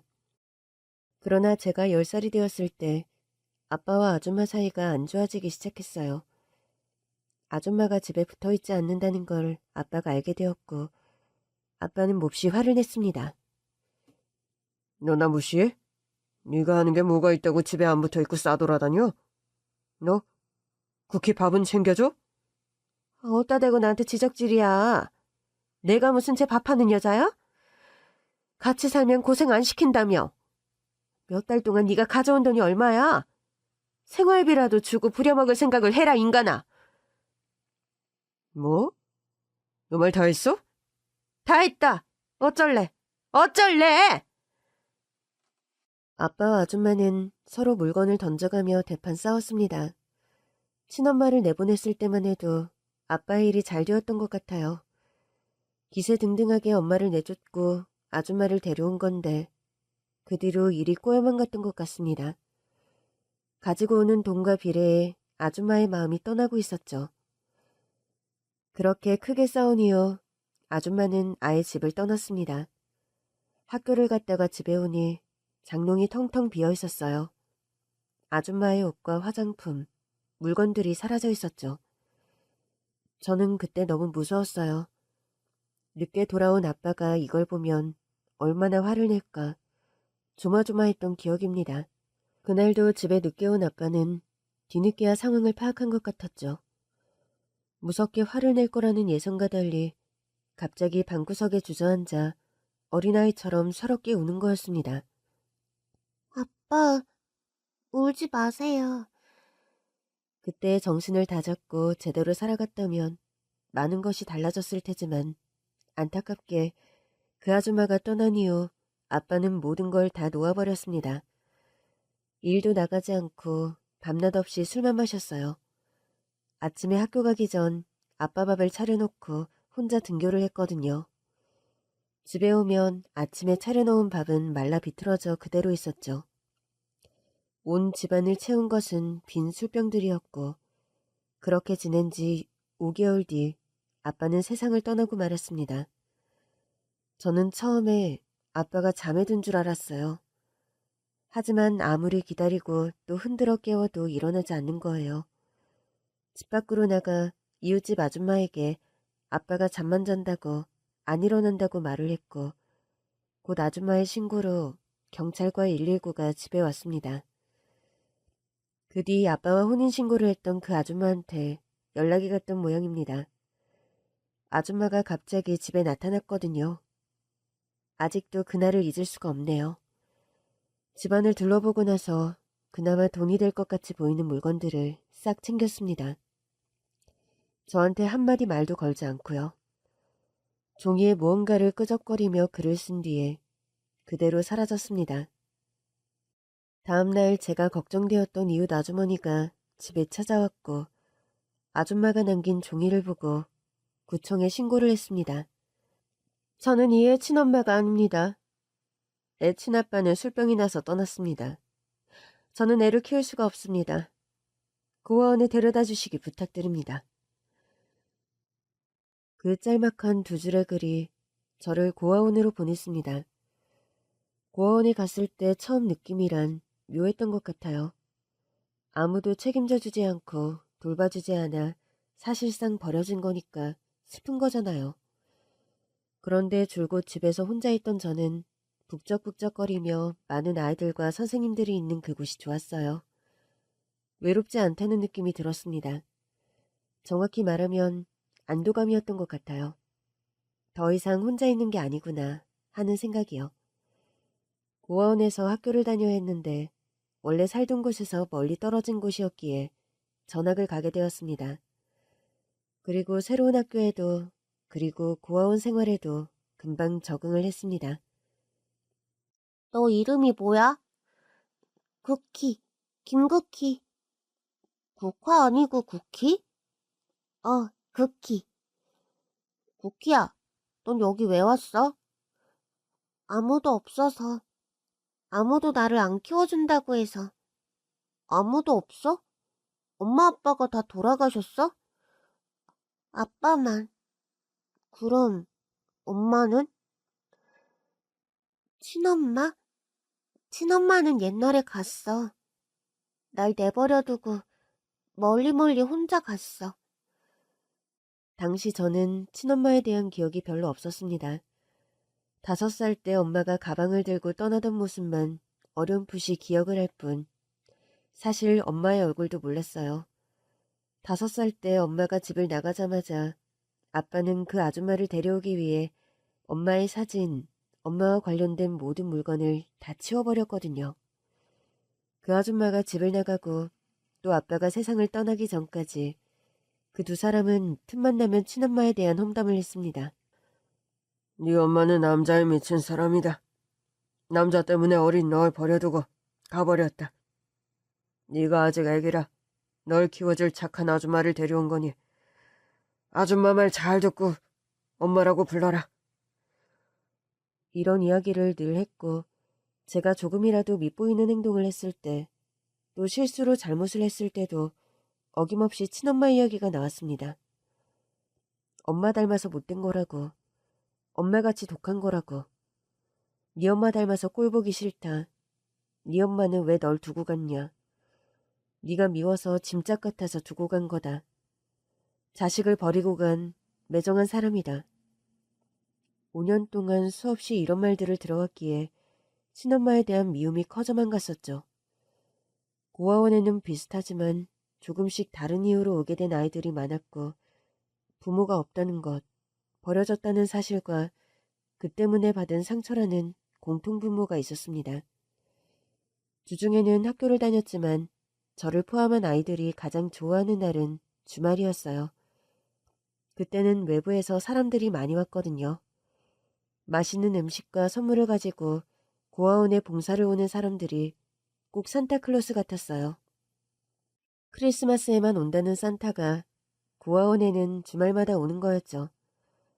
고아원에 온 지 6달이 지났을 때 주말에 봉사를 오던 한 아줌마를 알게 되었습니다.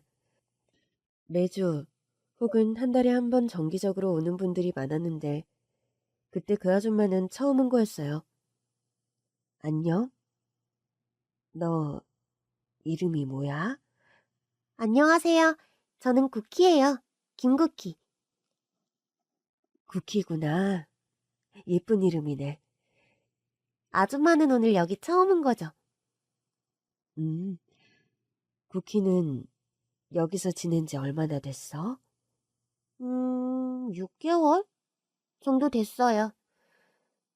쿠키는 어떻게 여기로 오게 된 거야? 아빠가 돌아가셨어요. 그리고 아니, 아빠랑 같이 살던 아줌마가 절 못 키운대요. 제가 자식이 아니라서요. 그래서 여기 왔어요. 여기서는 잘 지내고 있어? 전 여기 좋은데요? 여기가 좋아? 네. 저는 원래 맨날 혼자 있었거든요. 그런데 여기는 선생님들도 있고 또 친구들도 있어서 좋아요. 그래. 전 그 아줌마가 참 이상하다고 생각을 했습니다. 처음 고아원에 왔는데 곧장 저한테 와서 이것저것 물어봤거든요. 그런데 눈빛이 너무 슬퍼 보였고 뭔가 그윽하고 애틋한 눈빛이었습니다. 간혹 고아원에 봉사하던 분들이 고아원에 아이를 입양하는 경우가 있었지만 이제 막 봉사를 시작한 아줌마였기에 그런 거라고는 생각을 못했어요. 어쨌든 그 처음 봉사의 기억이 좋았는지 그 아줌마는 매주 꾸준히 고아원에 왔습니다. 2달 정도 되었을 때는 저에게 따로 선물을 주었어요. 토실토실하고 부드러운 토끼 인형이었죠.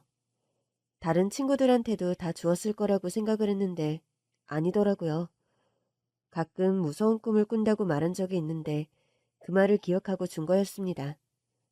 쿠키야, 잘 때 이 인형 꼭 안고 자. 그러면 나쁜 꿈, 무서운 꿈 꾸지 않을 거야. 고맙습니다. 깨끗하게 세탁을 해온 건지 토끼 인형에서는 산뜻하고 기분 좋은 달콤한 향이 났습니다. 그리고 잘 때 그 인형을 품에 꼭 안고 잤어요. 쿠키의 인형이니까 국화라고 이름도 붙여줬습니다. 제가 이름도 지어줬어요. 이름?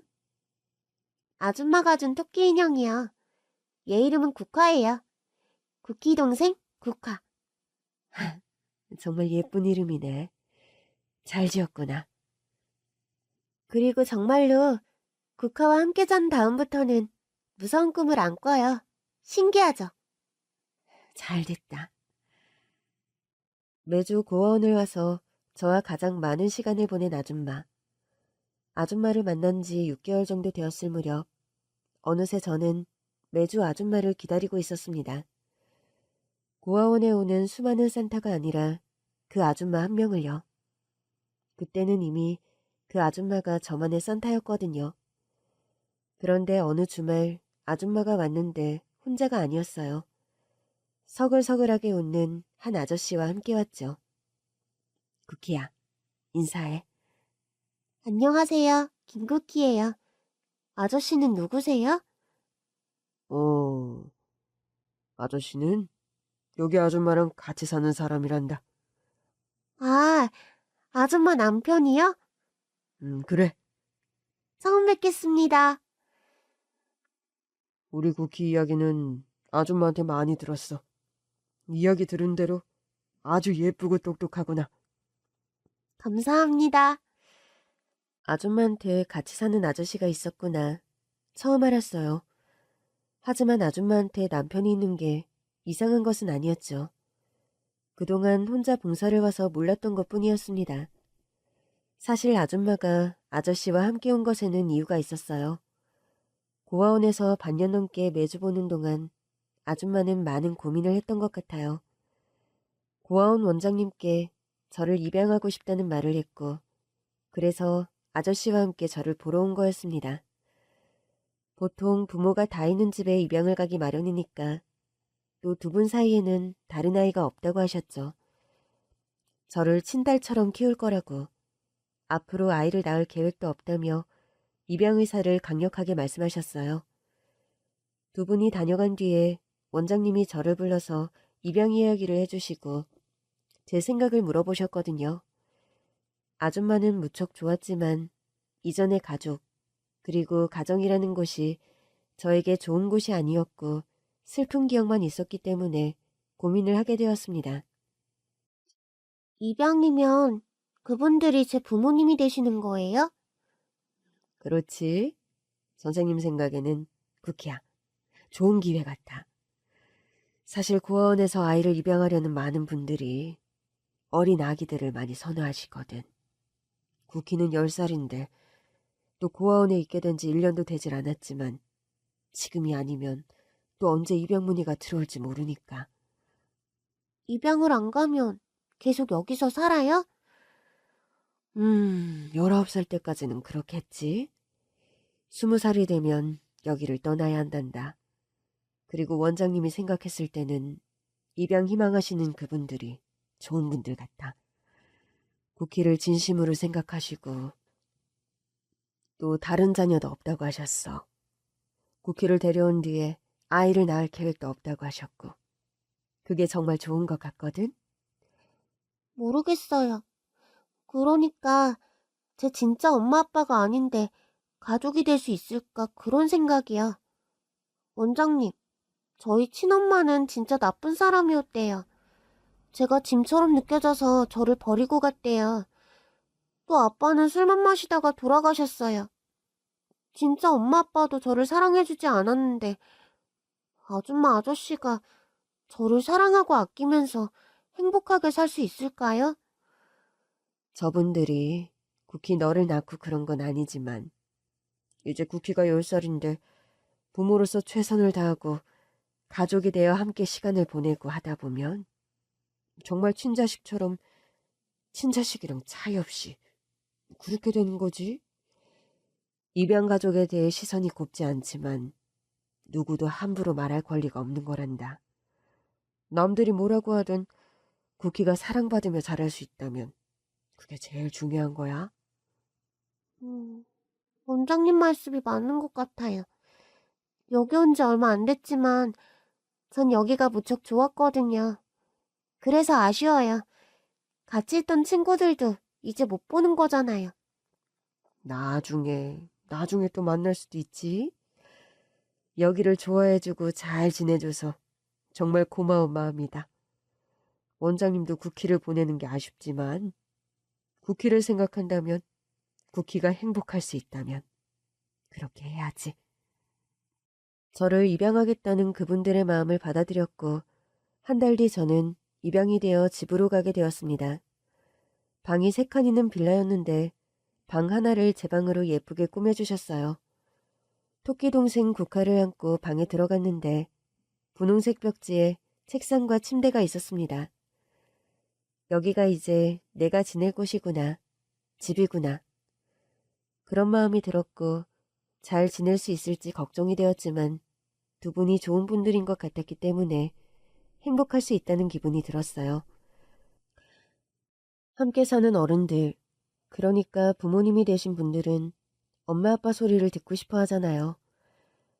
저를 별로 안 좋아하던 그 아줌마도 엄마라고 부르란 이야기를 제일 먼저 했으니, 그래서 저는 입양을 간 뒤 곧장 양부모님께 엄마 아빠라고 불렀습니다.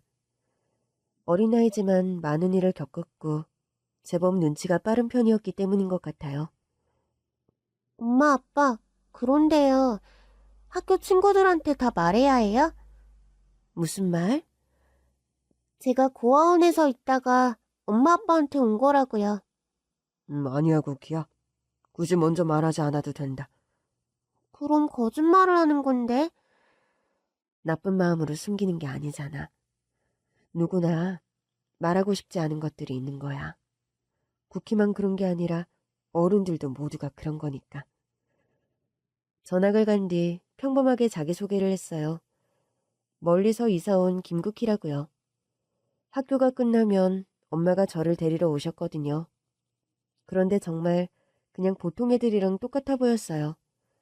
다른 친구들 아무도 저희 가정의 이야기를 몰랐습니다. 사실 입양하라는 게 티가 날까봐, 들킬까봐 먼저 말하려고 했던 건데 엄마 아빠 말대로 말하자는 게 다행이라는 생각이 들 정도였습니다. 엄마 아빠는 그냥 우리가 평범한 가족이고 보통 사람들처럼 지내기를 원하셨거든요.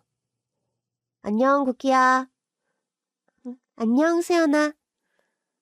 쿠키 같은 반 친구야? 안녕? 나는 쿠키 엄마인데. 우리 쿠키가 전학 왔으니 친하게 잘 지내면 좋겠구나. 안녕하세요. 전 쿠키 짝꿍 이수연이에요. 쿠키는 전학 왔는데 전학생 같지가 않아요. 그래? 네.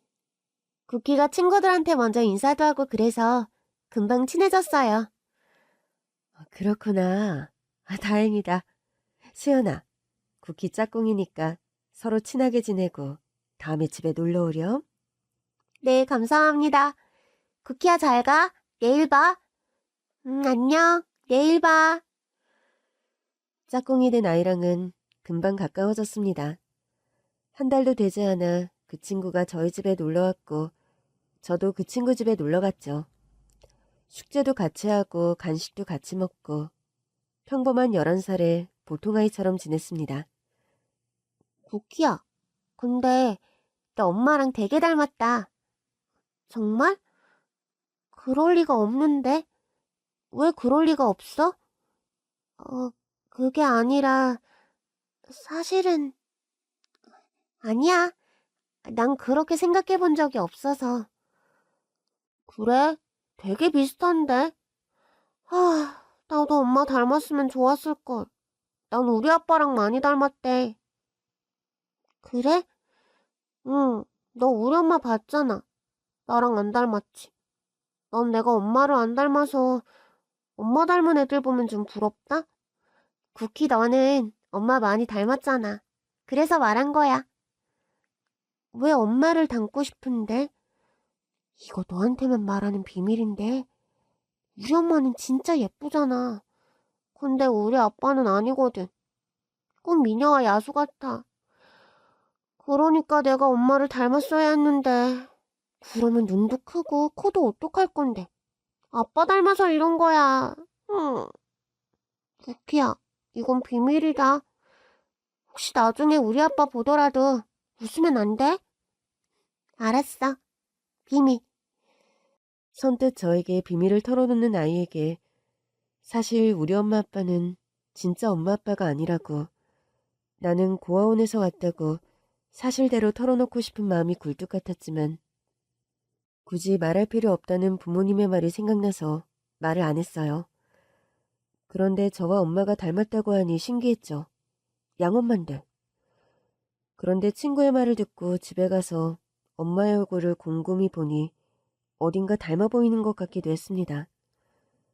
거울을 가져와서 엄마 옆에 앉았어요. 거울은 갑자기 왜? 엄마가 봐도 나랑 엄마랑 닮은 것 같아요? 글쎄, 나는 잘 모르겠는데. 내 짝꿍 수연이가 그러는데 나랑 엄마가 닮았대요. 그래? 쿠키야. 그런데 가족이 되어서 오래오래 같이 살고 시간을 보내면 얼굴이 닮아간대. 정말요? 신기하지? 엄마 생각에는 같은 음식을 먹고 같이 지내서 그런 것 같은데? 근데 우리는 같이 산지 얼마 안 됐잖아요. 그러게. 같이 산 지는 얼마 안 됐지만 아줌마가, 아니지, 엄마가 쿠키를 본 건 좀 오래됐잖아. 고아원에서부터 매주 봤으니까. 그럼 자주 보고 또 마음이 서로 통하면 닮는 건가 봐요. 어때요? 내 말이 맞는 것 같죠? 그러네. 엄마보다 우리 쿠키 말이 더 설득력이 있다. 쿠키야, 누가 뭐라고 해도 이제 우리는 가족이고 쿠키는 엄마 딸이야. 엄마, 아빠, 저를 데려와줘서 고맙습니다. 쿠키야, 갑자기. 그냥 말하고 싶어서요. 사실 고아원에서 지내는 것도 좋았고, 또 친구들이랑 헤어지는 것도 아쉬웠는데, 이제 여기가 좋아요. 엄마 아빠가 좋은 분들이라 좋아요. 우리 친엄마는 쿠키가 유치원도 가기 전에 버리고 떠났는데, 진짜 엄마보다 더 쿠키를 사랑해주잖아요. 쿠키 친엄마 생각이 나? 혹시 보고 싶어? 아니요? 저 친엄마 얼굴도 몰라요. 왜냐하면요, 엄마가 저를 버린 다음에 아빠가 엄마 사진을 다 없애버렸거든요. 그래서 기억이 안 나요. 얼굴도 모르니까 안 보고 싶어요. 봐도 못 알아볼걸요?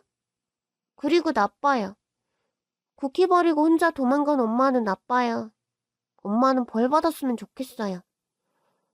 그런 나쁜 마음을 품고 있는 건 좋지 않은데. 나쁜 사람을 나쁘다고 하면 안 돼요? 나쁜 사람 맞잖아요. 친아빠는 더 나쁜 사람이고 조금 더 불쌍한 사람이에요. 근데 엄마, 왜? 그러니까 이제 친엄마 아빠 얘기 안 할래요. 안 하고 싶어요. 그래. 이제 엄마랑 아빠가 내 엄마 아빠니까. 엄마가 조금 전에 그랬죠? 나쁜 마음 갖는 거 안 좋다고. 근데 자꾸 생각을 하고 말을 하면 나쁜 마음이 같이 들잖아요. 그러니까 생각 안 하고 말을 안 할래요. 그러면 나쁜 마음, 안 좋은 기억도 사라질 거예요.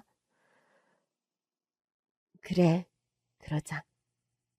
앞으로 이야기하지 말자. 쿠키가 원하지 않으니까. 알겠어요, 엄마. 그 뒤로 양부모님과는 친엄마 아빠에 대한 이야기를 하지 않았습니다. 그리고 정말 그 말이 맞았어요. 말을 꺼내지 않고 생각을 하지 않으니 마음에서도 점점 사라지는 것 같더라고요. 양부모님과 함께 행복한 시간을 보냈는데 중학교 1학년 때 우리 가족에 불행이 찾아왔습니다. 양아버지, 그러니까 아빠가 갑작스러운 사고로 세상을 떠나신 거였어요. 엄마와 저는 서로를 안고 엄청 울었습니다. 병원에 갔을 때 이미 눈을 감으셨거든요. 마지막 인사도 못했는데 그게 너무 마음이 아팠고 또 실감이 안 나기도 했어요. 중학교 1학년 어린 나이에 엄마와 함께 상복을 입고 장례를 치렀습니다. 그리고 교회의 한적한 납골당에 아빠를 모셨어요. 10살 때 가족이 되어 3년. 3년을 함께 보냈는데 이렇게 떠나실 줄은 몰랐어요. 3년이라면 짧은 시간이라고 말할 수 있겠지만 양아버지는 그 3년간 정말 저를 아껴주시고 항상 가족을 최고로 생각하시는 분이었거든요.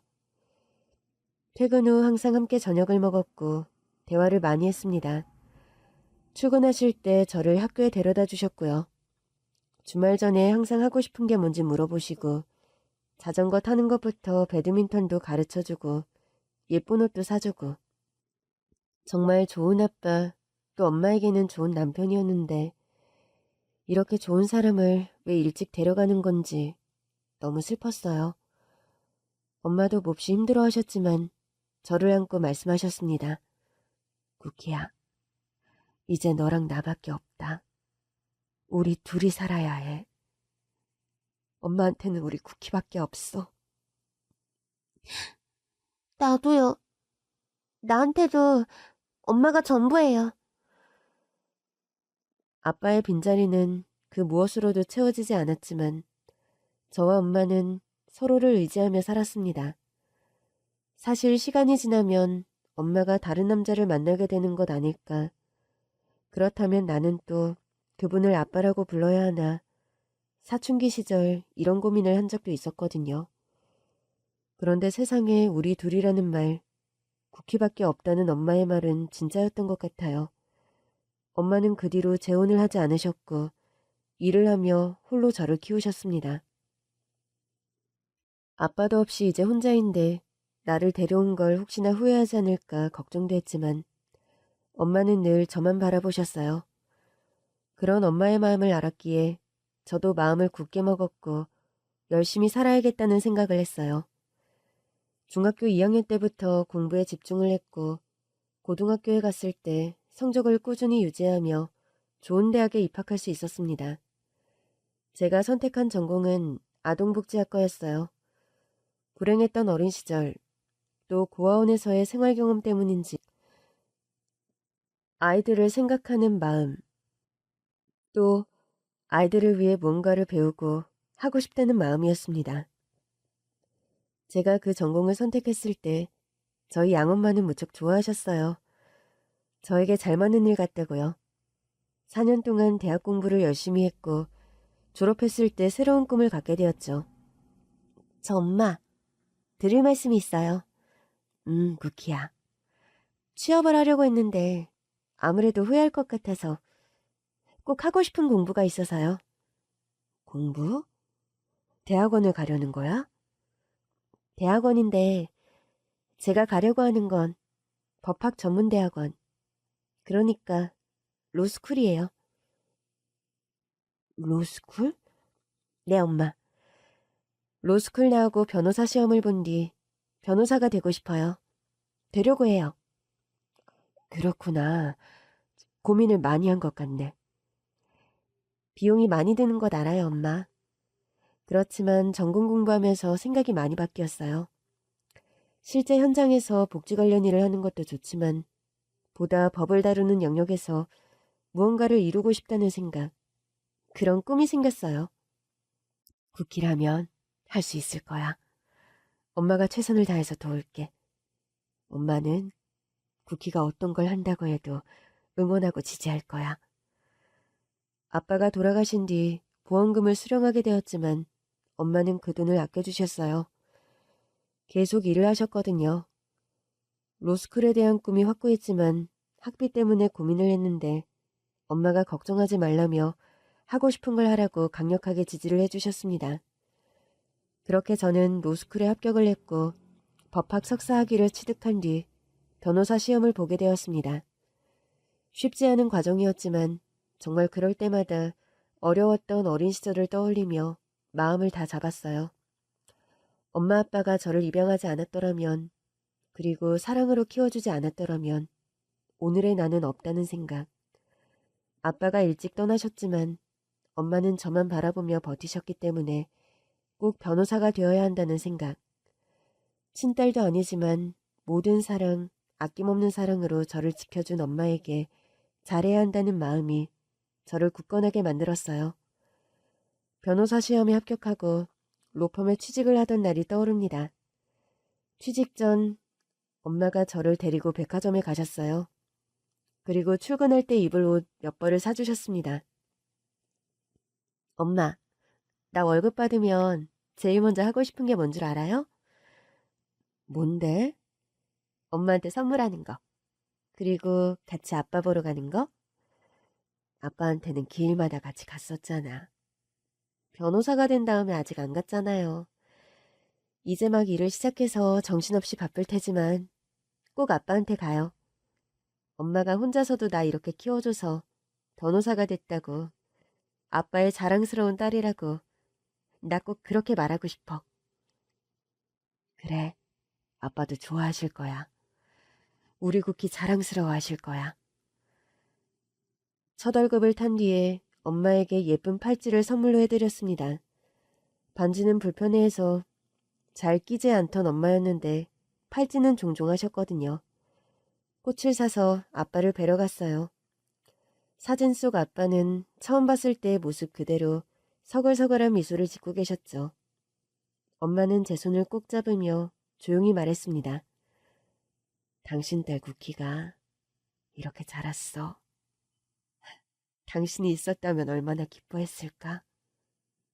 쿠키도 나도 당신 생각 많이 해. 너무 그리워. 일찍 떠났지만 당신이 지켜준 덕분에 쿠키랑 나 이제까지 살았어. 사람이 얼마나 오랜 기간을 함께 보내는가도 중요하지만 사실 삶에서 느낀 건 단지 기간이 아닌 것 같아요. 변호사로 일하면서도 많이 봤거든요. 40년을 함께 산 노부부도 황혼이혼을 하고 또 혼인신고에 도장도 안 마른 부부도 이혼을 합니다. 신혼여행 때 대판 싸우고 돌아오자마자 이혼을 하는 경우도 봤어요. 단순히 기간이 아니라 함께하는 시간을 어떻게 보내느냐가 중요하다는 생각입니다. 양아버지, 아빠와 함께한 지난 시간은 3년 남짓이었지만 가족이 된 모든 순간순간 최선을 다했고 행복한 가족으로 지냈어요. 그래서 지금도 저에게 아빠는 돌아가신 양아버지 오직 한 분뿐입니다. 변호사로서 일을 한 지도 3년, 어느덧 나이는 30이 넘었고 한창 열정적으로 커리어를 쌓고 있을 때 청천벽력 같은 소식이 찾아왔습니다. 엄마가 급성 백혈병 진단을 받은 거였어요. 안색이 안 좋고 부쩍 피로해 보이는 날이 많아 검진을 권유했고 엄마를 모시고 병원에 갔는데 이상소견이 나왔고 검사 결과 백혈병이었습니다. 엄마, 치료 받아야죠. 할 수 있는 건 다 해야지. 분명 나을 수 있어. 괜찮아질 거예요. 그래, 쿠키야. 항암 치료는 정말 고통스러운 과정입니다. 치료를 위해 입원을 했고 퇴원하고 집에서 상태를 지켜보며 지내는 나날. 엄마를 간병하며 일을 하며 힘든 나날이었지만 그래도 변호사가 되고 나서 제가 돈을 벌 수 있는 상황이라 그나마 다행이라는 생각이었죠. 분명 나아질 거라는 희망을 갖고 매달렸지만 치료와 퇴원을 반복하기를 7개월. 고통스러워하는 엄마를 급히 병원에 모시고 갔는데 엄마가 제 손을 꼭 잡고 말씀을 하셨어요. 쿠키야, 아무래도 안 될 것 같아. 여기까지인가 봐. 우리 쿠키 혼자 두고 가서 어떡하지? 엄마가 미안해. 우리 쿠키 결혼도 하고 또 행복한 가정 이루고 사는 거 엄마가 봐야 하는데 엄마가 미안해. 엄마 미안해하지 말아요. 내 딸 쿠키야, 내가 비밀이 있는데 너한테 상처가 될지도 모르겠구나. 엄마 떠나고 나면 내 장례식장에 어떤 남자가 올 거야. 이제야 이렇게 알리게 되어서 미안하다. 그 말을 끝으로 엄마는 눈을 감으셨습니다. 그리고 돌아가신 양엄마의 장례를 치르게 되었는데 엄마의 유언처럼 한 남자가 장례식장에 나타났고 저는 미친 듯이 오열을 할 수밖에 없었습니다. 엄마의 장례식장에는 함께 일하는 동료 변호사분들이 와주셨거든요. 조문객을 맞이하고 있는데 한 남자가 조문을 한 뒤 따로 이야기를 하자고 했어요. 어떻게 오셨는지 저희 어머니와는 저는 변호사입니다. 변호사요? 저희 로펌 분은 아니신 것 같은데. 네, 맞습니다. 저는 어머님의 유언장과 이후 일 처리를 맡게 되었어요. 어머니께서 따로 의뢰를 하셨습니다. 저희 엄마가요? 아니지. 딸인 제가 변호사인데 왜 저한테 말을 하지 않고. 남자는 조용히 저에게 봉투를 건넸습니다. 그 봉투 안에는 각종 증여 관련 서류와 함께 손으로 쓴 편지 한 통이 들어있었죠.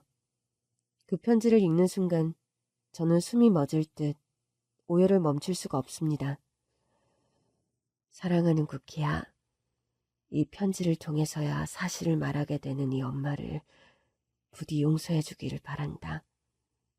쿠키야, 보잘것없는 내 인생에서 제일 잘한 일은 내가 너를 낳은 거란다. 그리고 너를 데려와 키운 거란다. 내가 너를 낳았다는 말에 무척 당황할 너의 모습이 눈에 선하구나. 쿠키야, 30년 전 네가 5살일 때 엄마는 어린 너를 두고 나와야 했어. 그 당시 엄마는 너무 힘들었어.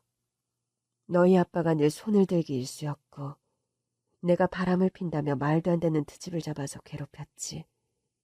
그때는 정말 이렇게 살다가는 큰일이 나겠구나. 그런 마음이 들었어. 이혼을 요구할 때 엄마는 쿠키 너를 데려가려고 했는데 당시 가정주부였던 나는 아무런 경제력이 없었단다. 너희 아빠가 돈이 많을 때였으니까. 너희 아빠가 그렇게 나를 괴롭히면서도 너한테는 잘했기에, 또 너를 잘 키워준다는 여자가 있다기에 엄마는 너를 두고 왔어. 그런데 어린 너를 두고 문을 나선 순간부터 나는 잘못된 선택을 했다는 걸 깨달았다. 내가 너 없이 살 수 있을까? 그때 나에게는 쿠키 네가 전부였는데 그렇게 집을 떠난 뒤 먹고 살기 위해 온갖 일을 했고 그러다가 네 아빠를 만나게 되었다. 네 아빠는 좋은 사람이었지. 함께 살자고 했을 때 나는 사실 두고 온 딸이 있다는 말을 하지 못했어. 네가 잘 지낼 거라고 믿었었지. 그런데 알게 된 사실이 충격이었다. 네 친아빠가 그리 떠나고 네가 구화원에 있다는 거야. 새남편에게 말하지 못하고 그저 너를 보려는 마음으로 구화원 봉사를 다녔어. 그러기를 몇 개월. 네 아빠가 묻더구나. 쿠키 네가 혹시 딸이냐고. 더 이상 숨길 수가 없기에 솔직히 말을 했지. 나를 떠나도 좋다. 하지만 난 쿠키는 포기 못한다. 처음부터 내가 데려왔어야 했다고. 그 말을 들은 네 아버지가 너를 입양하자고 먼저 말을 했어. 그렇게 우린 가족이 되었단다. 왜 그동안 숨겼느냐고 나를 원망할지 모르겠지만, 또 몇 번이고 사실을 말하려고 했지만 그게 쉽지 않았다. 당시 너는 너를 버리고 간 친엄마에 대한 원망이 가득했으니까.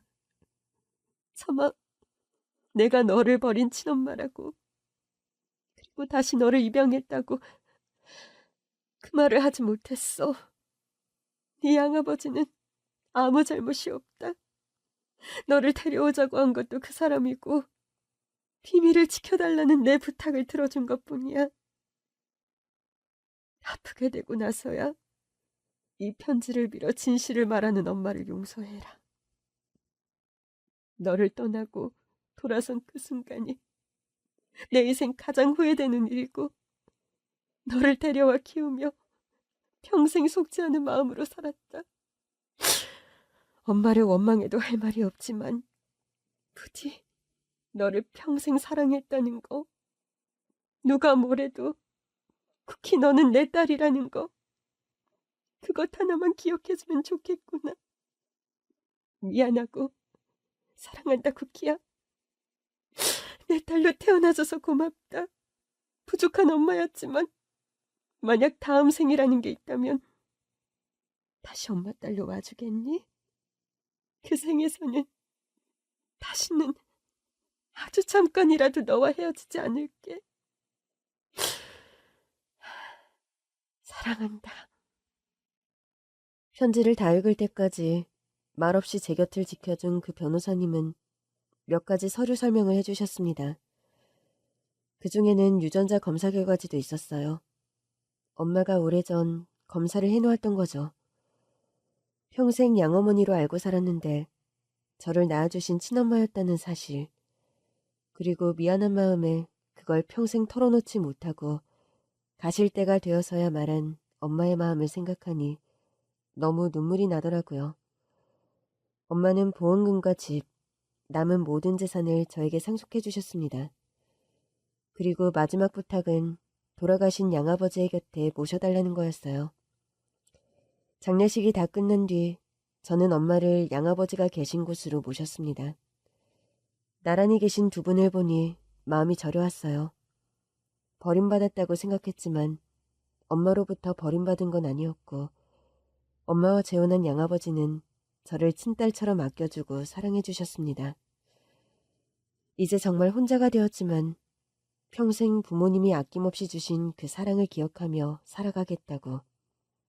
그리고 제가 하는 일에 대해서는 어른들의 선택으로 달라진 환경을 받아들일 수밖에 없는 아이들을 최우선으로 생각하겠다고. 아이들에게 최선의 것을 해주겠다는 신념을 지키며 살아가겠다고 다짐을 하며 제 사연을 마칩니다.